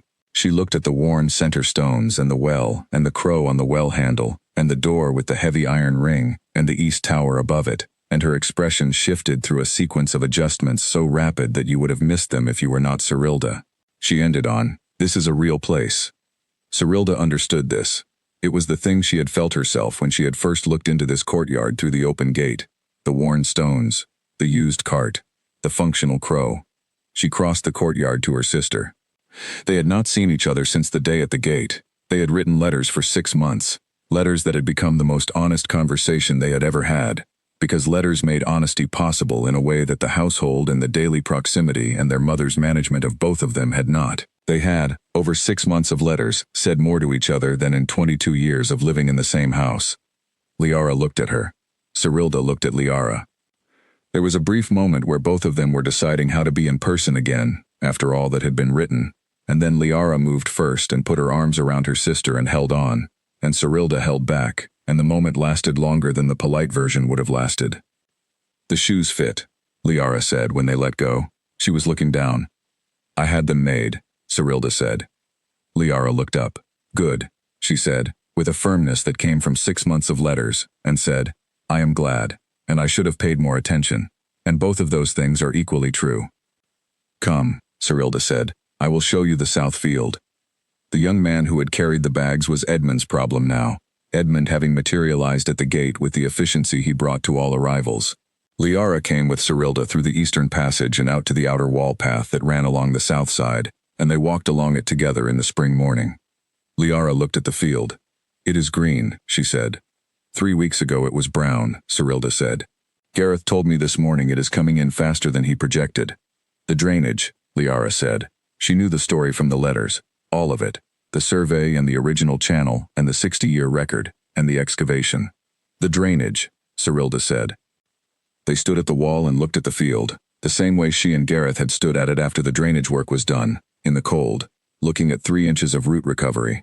Now the roots had become green. The earth had done what earth does when it finally has what it needs. "I wanted to see it," Liara said. "When you wrote about it the 3rd time, I thought, I need to see this." "The 3rd time?" "The first time was about the excavation. The second was about the frost and the soil color. The third was when you wrote, 'The 40 acres are ready.' I do not know why that letter was the one that made me decide to come, but it was." Cyrilda thought about that, about the field being ready and the word she had chosen, which was the same word Gareth had used, and how it carried something beyond its literal meaning, ready not just as a state of preparation but as a kind of arrival. "I am glad you came," Serilda said. "I should have come sooner," Liara said. "You came when it was time," Serilda said. Liara looked at her with the expression she had been using more often in the letters, the one that was not the composed public face or the managed expression but was Liara being actually present. "The things you said in the letters," she said, "about holding things together, about being invisible. I thought about those for a long time." "You did not need to," Serilda said. "I did," Liara said, "because I was part of it, whether I meant to be or not." She paused. She looked at the green field. "I thought, when I was growing up, that there was a natural order to things. That some people were the ones who were seen, and some were the ones who made things work, and that this was just how it was." "It was how it was," Serilda said. "It was how our family made it," Liara said. "That is different." Serilda looked at her sister. "The woman you wrote about," she said, "the one at the village school." Liara smiled, not the managed smile, the real one, which Serilda had seen less often than she should have. "Yes. She is good for you," Serilda said. "She is very direct," Liara said, "more direct than is entirely comfortable. She says things that I would not say to anyone, and expects me to respond in kind." "And you do," Serilda said. "I am learning to," Liara said. She looked at the field. "She asked me, last month, what I was good at. Not what I had been prepared for, what I was actually good at. I did not know what to say." "What did you say?" "I said, I think I am good at seeing what people need, and making it available to them before they have to ask." And she said, "That is a skill. How long have you been doing that?" And I said, "My whole life." And she said, "For whom?" Liara stopped. "What did you say?" Serilda asked. I said, "Mostly for the wrong people," Liara said. And she said yes, and then we were quiet for a while. Serilda looked at the south field, at the green that was spreading across 40 acres of recovered earth. "You could do it here," she said, "if you wanted to stay for a while. The stronghold has people, a full household, and there are things. The way a large house like this runs, the management of a household of this complexity, it is work you would understand." Liara looked at her. "Are you asking me to stay?" "I am saying there is room," Serilda said, "and that the work would suit you, but I am not asking." "Why not?" "Because I asked you for things my whole life without saying the asking out loud, and you did them, and I do not want to do that anymore." Liara was quiet for a moment. "That is very accurate," she said. "I know," Serilda said. Liara looked at the field again. She was silent for a while, in the way she had not been silent with Serilda before the letters began, which was the easy silence of someone who was actually thinking, rather than managing what the silence looked like. "I will stay for a month," she said, "to see the field properly green, and to meet the people you have written about, and to understand what this place is." She paused, "And then I will decide." "That is exactly right," Serilda said. They walked back along the wall path, Liara asking questions about the stronghold's layout, and Serilda answering them with the knowledge of someone who had been looking at it for 5 months. They came back through the eastern passage into the courtyard and found Hester waiting, which was not a coincidence, because Hester had the stronghold's information the way the records room had the stronghold's history, which was, all of it, organized, accessible. Hester looked at Liara with the rapid assessment she brought to all new arrivals. "You look like your sister," she said. "Everyone says that," Liara said. "It is less true than people think," Hester said, with a directness that was Hester's particular quality, and that Liara received with a slight widening of the eyes that said, "I like this person already. Come, I will show you your room." Serilda watched them go. Hester was already telling Liara about the household schedule in the same practical way she had told Serilda on the first day, covering the necessary information without making it more than it was. Liara was listening the way Serilda now recognized as real listening, not the performing kind. She went to the records room. She sat at the writing table. She opened the index and found where she had left off. At midday, Gareth came by to say that the soil temperature in the northwest quadrant of the 40 acres was running slightly lower than the rest, and he wanted her opinion on whether to adjust the planting schedule or wait another week. She thought about the geological survey from 103 years ago and the water table documentation and the original soil surveys. "Give it a week," she said. "The northwest quadrant is over the edge of the granite shelf. The shelf holds cold longer. Once it warms, it holds it equally well. Plant the southeast half first." He looked at her. "The shelf," he said. "You thought about the geological survey?" "Yes," she said. He nodded with the satisfied look of someone who had just had a good instinct confirmed. Southeast half first, he said. Good. He left. She went back to the index. In the late afternoon, she found Liara in the herb garden at the back of the east wing. The compacted section at the southern end that had been struggling when she arrived had been properly amended now, on Gareth's advice, and the plants there had recovered fully. Liara was walking along the bedrows with the considered movement of someone who understood gardens, which Serilda had known but not thought about in years. This section was struggling when I arrived, Serilda said, at the southern end. Compacted soil. How did you fix it? Liara asked. Gareth and I amended it. Different soil composition, better drainage at the base. Liara crouched and put her fingers in the earth the way gardeners did, feeling the composition. She looked up. You learned this from Gareth? We learned it together, Serilda said. Liara stood. In the letters, she said. You wrote about all the things you found, the records, the drainage, the land. And I kept reading them and thinking, she sounds like herself, like the version of herself I saw sometimes but not often enough. She looked at the herb garden, like the version that happened when you were working on something with your full attention and nobody was interrupting it. Serilda looked at the recovered southern end of the herb garden. Yes, she said. I am glad you have it, Liara said. I know, Serilda said. Liara looked at her, a quick look, bright. You are doing it. Doing what? The phrase. From your letters, the I know. Serilda thought about it. It is a useful phrase, she said. Where did you learn it? From someone who uses it well, she said. Liara looked at the garden again. She was quiet for a moment with the easy quiet that had developed over the months of letters. Then, he sounds like a careful person. He is, Serilda said. And more than careful, Liara said. Serilda did not answer this directly, but she did not change the subject either, which, given how long she had been managing the subject rather than approaching it, was its own kind of response. Liara received it as such. That evening, the household gathered for dinner in the way it did when there was a guest, which was a version of the usual dinner with additional plates and slightly better bread. Bess sat Liara next to Owen, which turned out to be an exact calculation, because Owen's genuine and organized curiosity was precisely the right match for a woman who had been thinking carefully about things and had not had enough people to think carefully with. By the end of the meal, they had covered the village school curriculum, the economics of the spring market, the water rights documentation, and whether the notation system in the index should be applied retrospectively to the correspondence files. Should it? Owen asked Serilda. I have been thinking about it, she said. The correspondence files are different from the land and water records because they require contextual reading. The index notation was designed for documents that are either current or resolved. A letter is neither. Could you build a separate system for correspondence? A different one, not separate, cross-referenced with the main index. Owen considered this. How long would that take? If Liara helped, Serilda said, and she felt rather than saw Liara's attention sharpen across the table, it would take a month rather than 3. There was a pause. Owen looked at Liara. Liara looked at Serilda. I said I was staying a month, Liara said. A month would be enough for the first phase, Serilda said. Liara was quiet. Then, show me the correspondence files tomorrow morning. Early, Serilda said. I know, Liara said. And Serilda looked at her and felt, for the first time in her adult life, that she was doing the thing you were supposed to be able to do with family, which was, simply be in the same place, doing real things, without managing the gap between what was real and what was being presented as real. The gap was not gone. It had been there too long.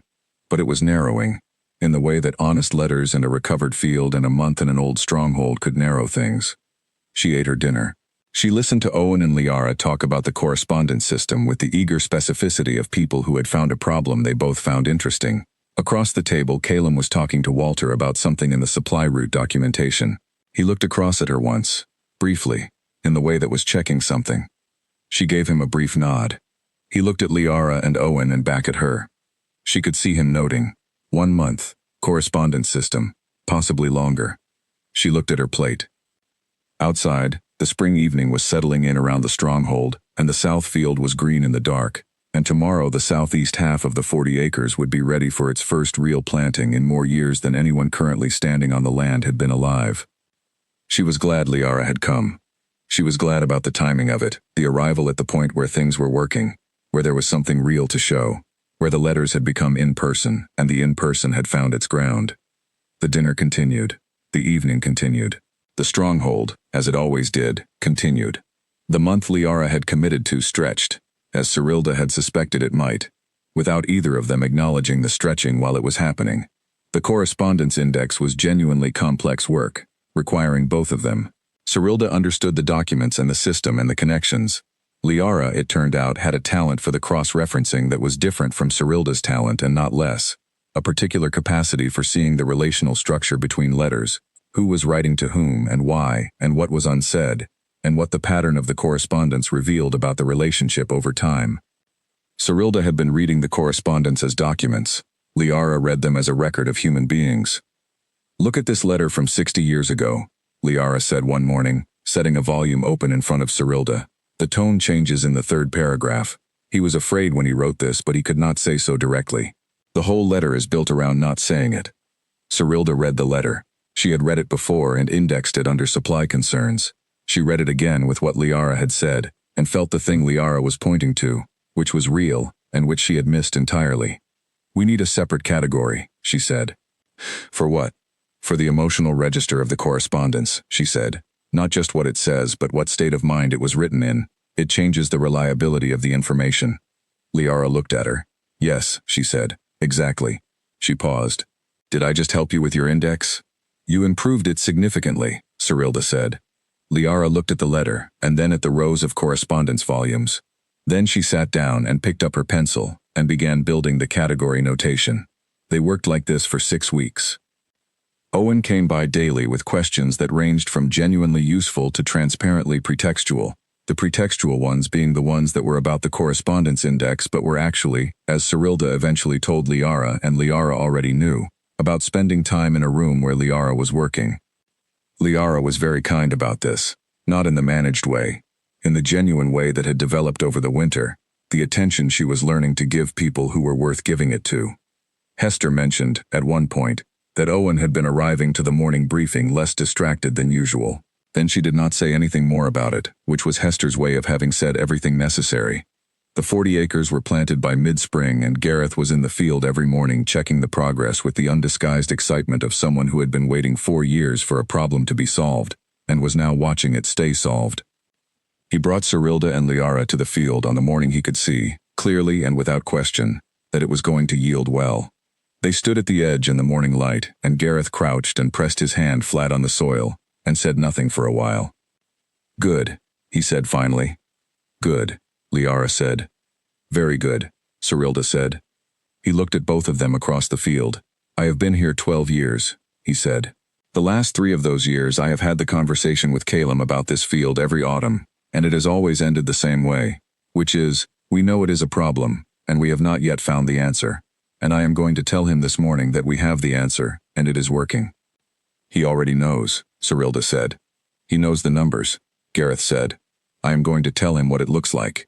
He stood and went, with the particular satisfaction of a man with something worth reporting, back toward the stronghold. Liara watched him go. "He is a good person," she said. "He is one of the best I have met," Cyrilda said. They stood in the spring morning beside the field that was doing what it had not done in Gareth's time here, and looked at it. "I have been here 7 weeks," Liara said. "Yes," Cyrilda said.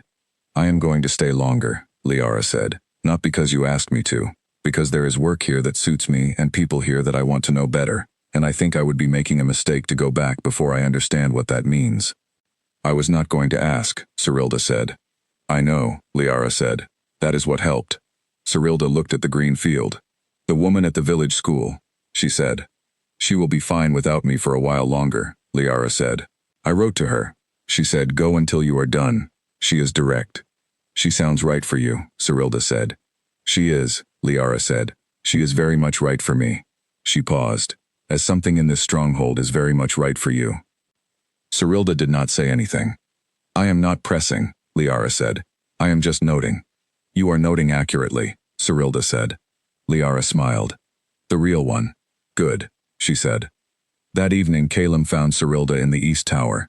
She was not there for a reason. She had been walking through the upper corridor and had come to the stairs and had gone up them, and now she was in the room at the top where he spent his evenings, which was empty because he was in the briefing room with Walter going over the spring supply numbers. The small table near the window, the chair beside it, the window that looked out over the south field.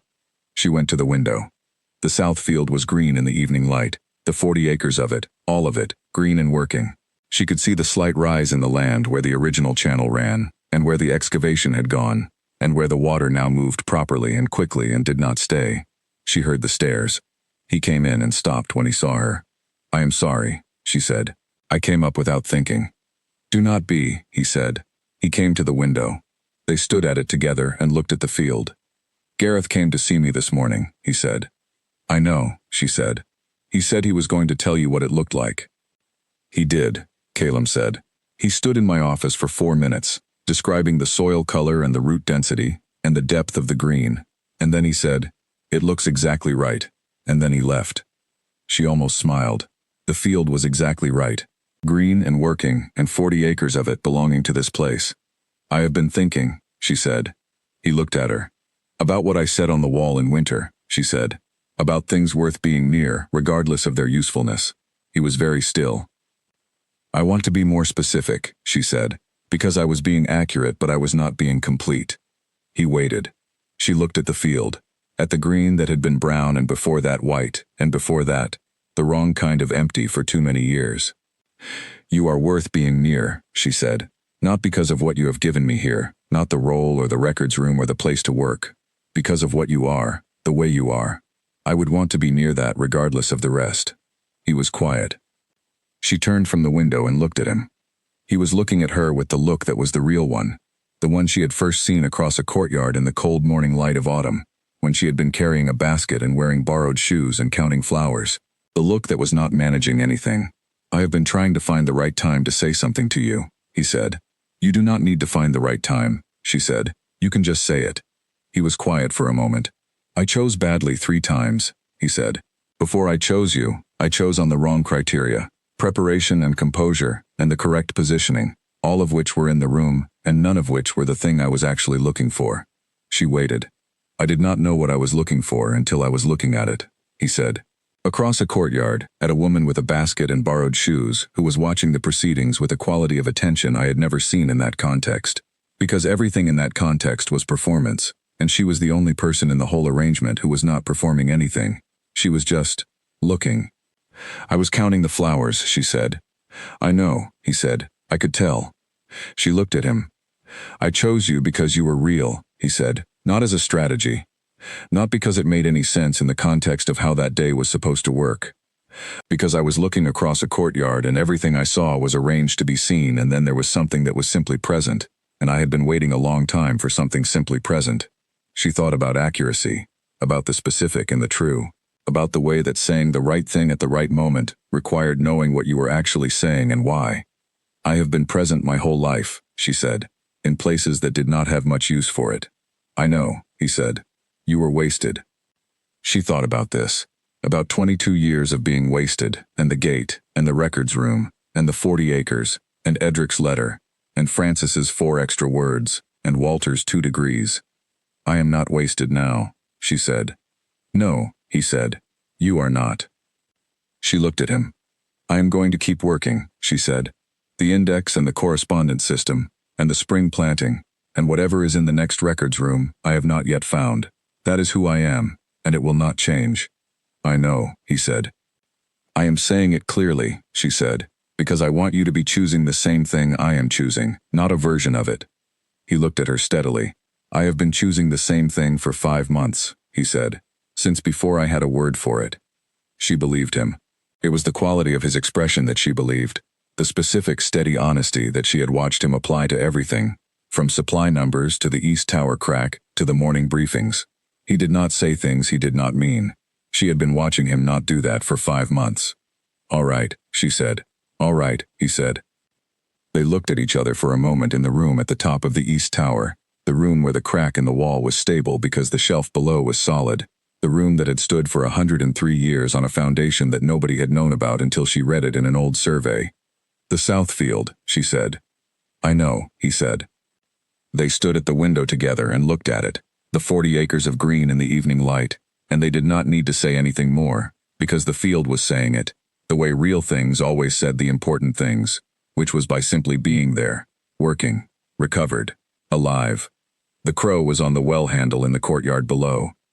Somewhere in the building, Liara and Owen were cross-referencing the correspondence files, and Gareth was writing his spring planting notes, and Francis was drafting a letter to the Alliance, and Walter was making a note in his small book, and Bess was managing the evening kitchen with the authority that was total and quietly enforced. The stronghold breathed around them in its old stone way, continuous and ordinary, and alive, with all the things it had been doing for 100 years, all the things it would keep doing for whatever came next, held in the record, and in the land, and in the people who knew it, and stayed. She pressed her hand against the window glass. Warm from the room, cold from the outside, spring on one side, everything that had already happened on the other. Both of them real. Both of them hers. The second council meeting of summer began like every other briefing, which was with the supply numbers and the road conditions and the standing items from the previous week. Walter had his book open. Frances had her correspondence summary prepared. Owen was on time, which he always was now, a development that nobody remarked on because remarking would have made it something other than what it was, which was simply someone settling into the shape of who they were becoming. Cyrilda sat at the table with the index open beside her notes. She used it the way she had always used documents, as the extension of what she already knew, the written version of the map she held in her head.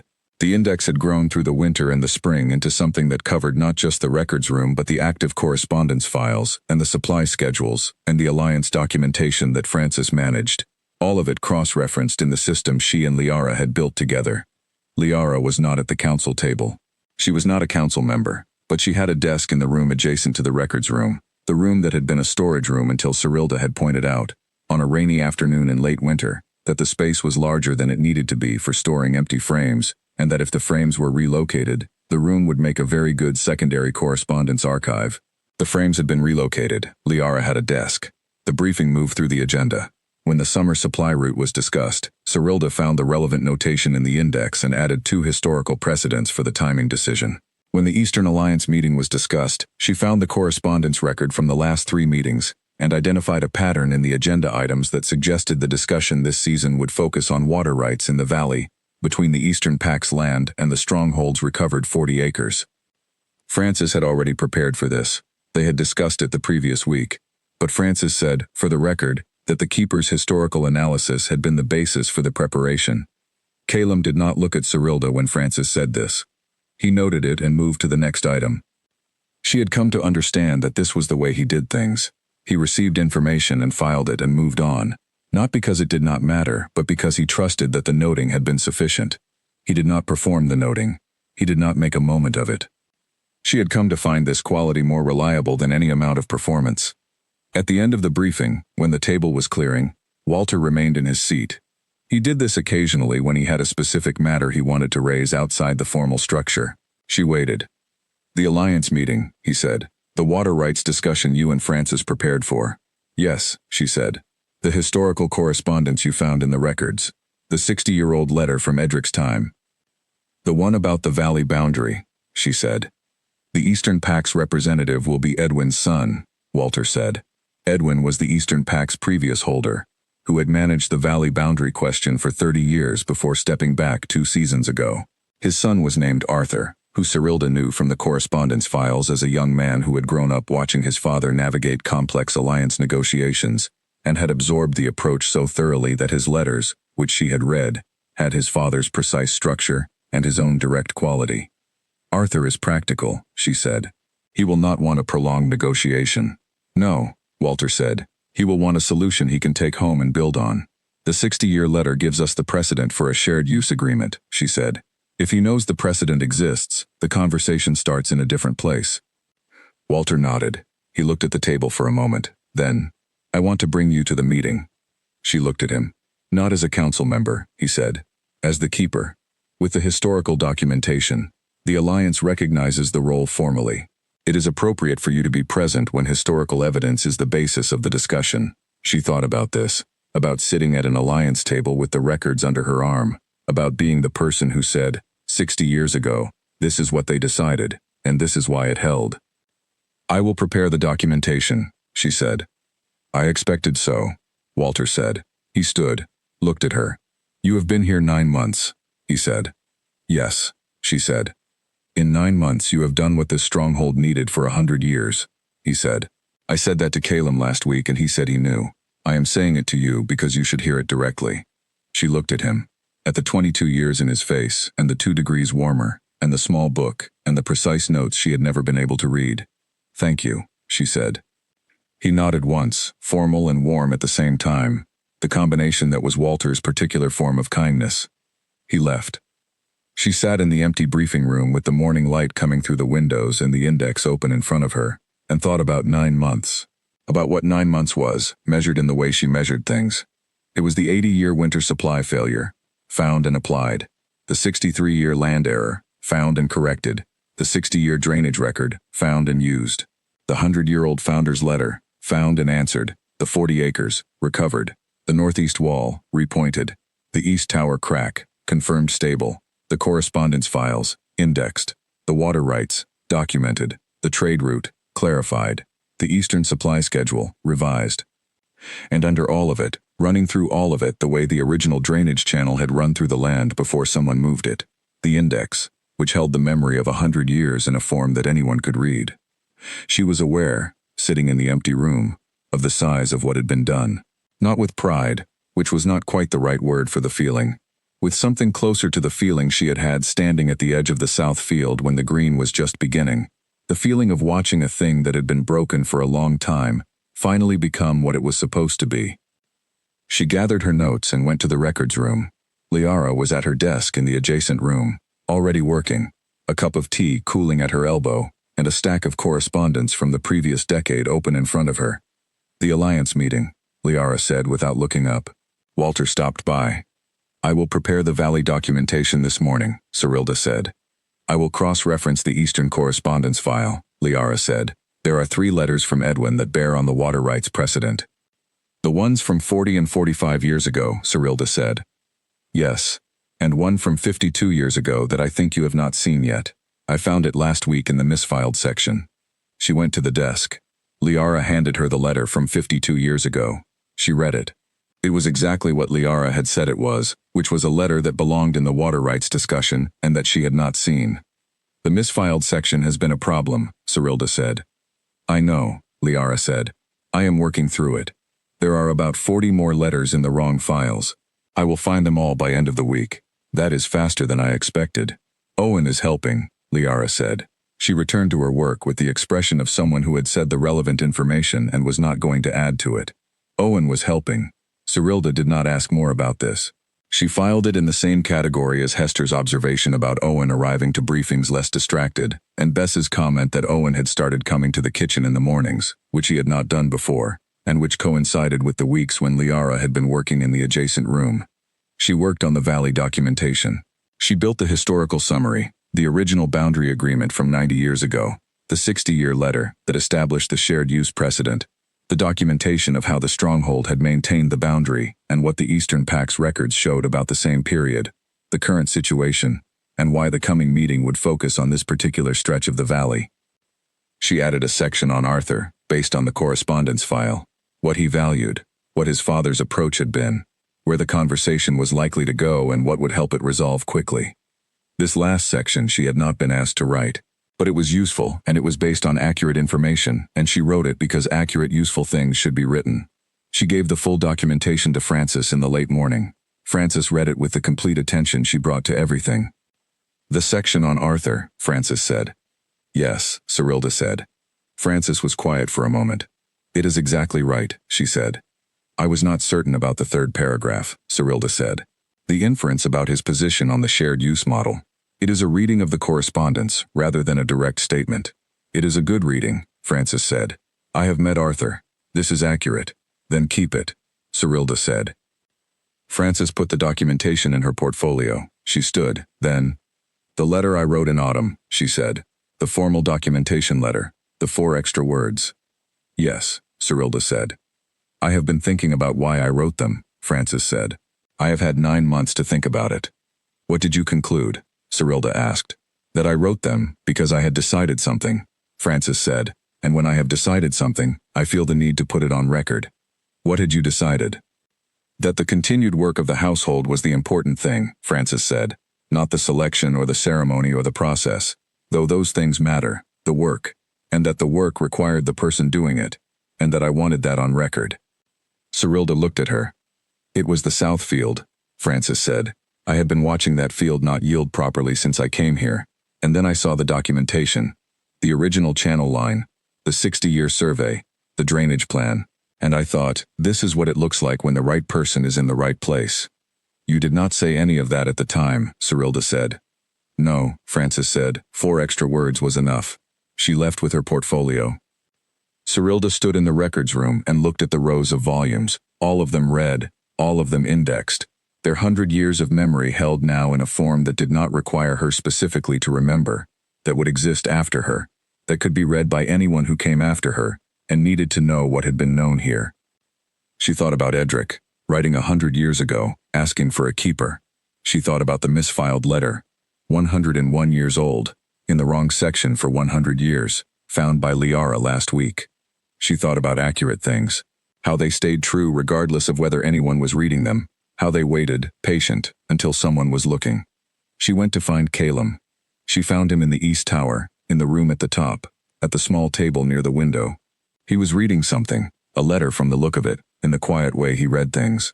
The window was open, the summer was fully arrived and the afternoon warmth came through it with the smell of the South Field, which was the smell of turned earth and growing things and proper drainage. She knocked on the open door. He looked up.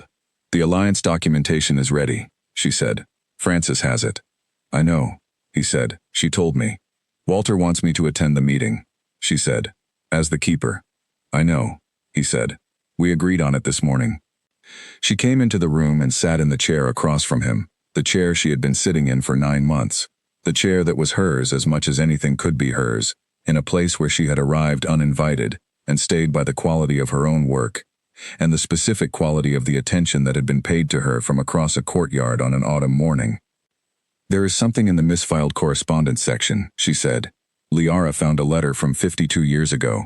Edwin, Arthur's father, was corresponding with the stronghold about the valley boundary. The letter predates the record we have been using. What does it say? That the original boundary was drawn along the wrong line, she said, not dishonestly. An error in the original survey.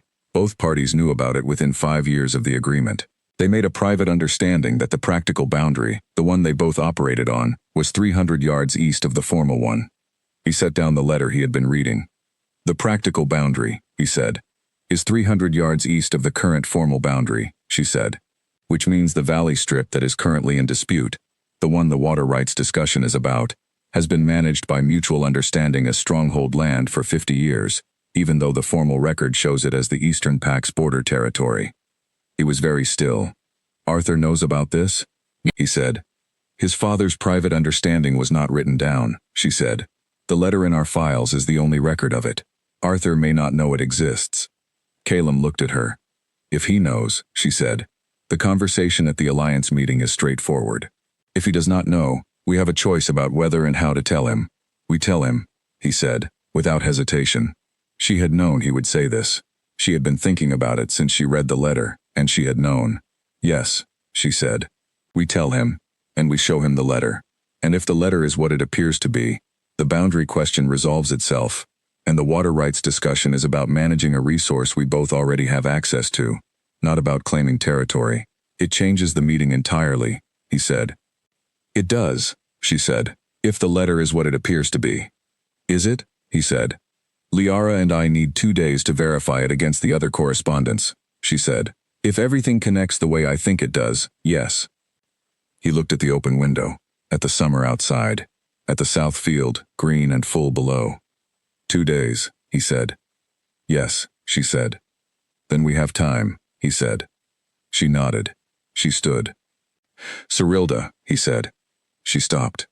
He was looking at her with the look she had named months ago, the one that was not managing anything, the one she had first seen across a courtyard, and that had been finding her in rooms ever since. 9 months, he said. Yes, she said.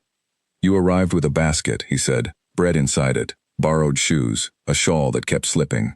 Black thread on the left shoe, she said. Black thread, he said. And in 9 months you have. He stopped, started differently. I have been trying to find the accurate word for what you have done, and I keep arriving at the same one. She waited. You have made this place whole, he said. Not fixed, not improved. Whole. The way something is whole when it finally has everything it was built to need. She thought about Edric's letter. The stronghold that was not a military installation or a political seat but a record. The keeper who was the thing it had been built to need and had not had for 100 years. She thought about borrowed shoes and a gate that opened in silence and a man who had looked at the wrong person and been right. It needed finding, she said. It always needed finding. I just read the room. He almost smiled. She had become certain of it by now, the almost smile, the small shift at the corner of his expression that was never quite the whole thing but was always real. Come to the East Tower tonight, he said, when the work is finished. To look at the South Field, she said. Yes, he said. She went. 2 days later she came back with the verified letter, and the complete correspondence analysis, and the documentation that confirmed everything she had believed. And the alliance meeting was already different before it began. Arthur arrived at the gate on a bright summer morning, a young man with his father's precise bearing and his own direct eyes, and Edmund met him at the outer gate and brought him through the courtyard. He stopped when he saw the well. He stopped the way people stopped when they were registering a space honestly, rather than managing their reaction. He looked at the worn stones and the crow on the well handle. He said quietly, to the man beside him, "This is a real place." Cyrilda, crossing the courtyard on her way from the records room with the documentation under her arm, heard it and did not stop walking. But she received it. The meeting was held in the formal room, and Cyrilda sat at the council table with the keeper's documentation in front of her, and the index open at the relevant sections. Francis and Walter flanked her on either side, which she understood as both a procedural arrangement and a statement that anyone paying attention could read. Calum introduced her as the keeper, which was the formal title, and Arthur looked at her with the assessment she recognized as the honest kind, not the managing kind, and nodded with the brief acknowledgement of someone who had decided in advance to take things at their actual value. She liked him immediately. The meeting began. When the valley boundary was raised, Cyrilda set the misfiled letter on the table and explained what it was, and where it had been found, and what it meant. She set it there the way she set everything down, without ceremony, because it was a fact, and facts did not need ceremony. Arthur read the letter. He set it down. He looked at Cyrilda. "My father wrote this," he said. "Yes," she said. "We verified it against the other correspondence. He told me there was a private understanding," Arthur said. "He did not tell me it was in writing." "It was misfiled," Cyrilda said. "We found it in the wrong section of the correspondence archive 3 days ago." He was quiet for a moment. He looked at the letter again. He looked at the table. Then he looked up with the expression of a young man who has just had a complicated situation become significantly less complicated and is working out how to feel about it. "The boundary question," he said, "is answered," Walter said, from beside her. "The water rights," Arthur said, "are a resource management discussion," Francis said, "not a territorial one." Arthur looked at Cyrilda. "How long have you been here?" he said. 9 months, she said. "And you found this in 3 days?" "In the records," she said. "It was always there, it just needed reading." He held the letter.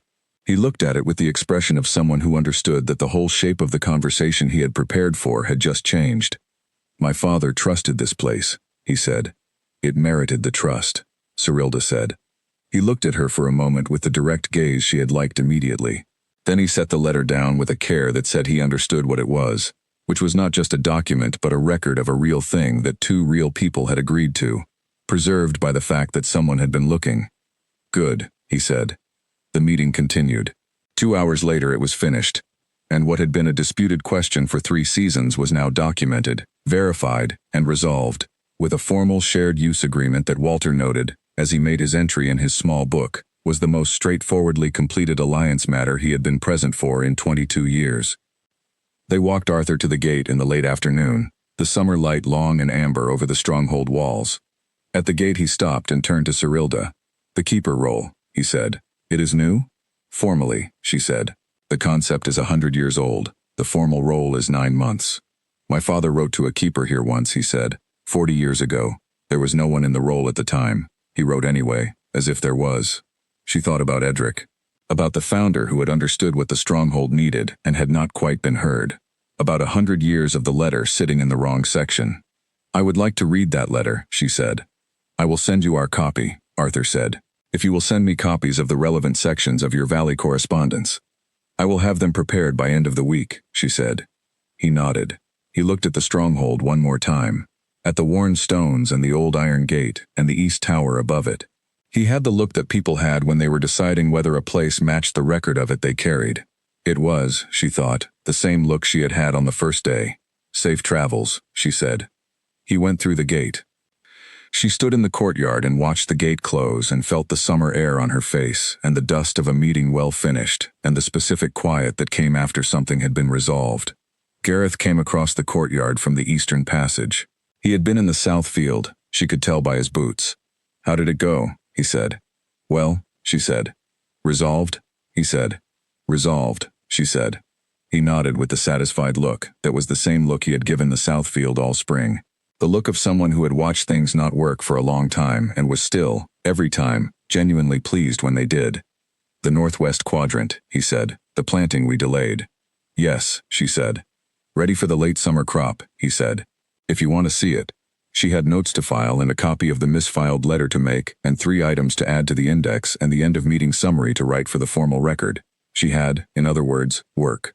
Yes, she said, let me see it. They walked out through the eastern passage into the long summer afternoon, the two of them moving easily in the way they moved through the outer grounds, comfortable and purposeful, the way you moved through a place that was yours. The south field was green everywhere now, green and full and doing what it had always been able to do, once the water moved the way it was supposed to move. The northwest quadrant, the one over the granite shelf that had run cold through the spring, had caught up with the rest. The difference in the planting was not visible. The soil had equalized. The field was one thing. She pressed her boot against the earth at the edge of the northwest quadrant, good resistance, full beneath. She thought about borrowed shoes. She thought about black thread. She thought about a gate that opened in silence and a man who had looked across a courtyard and not looked away first.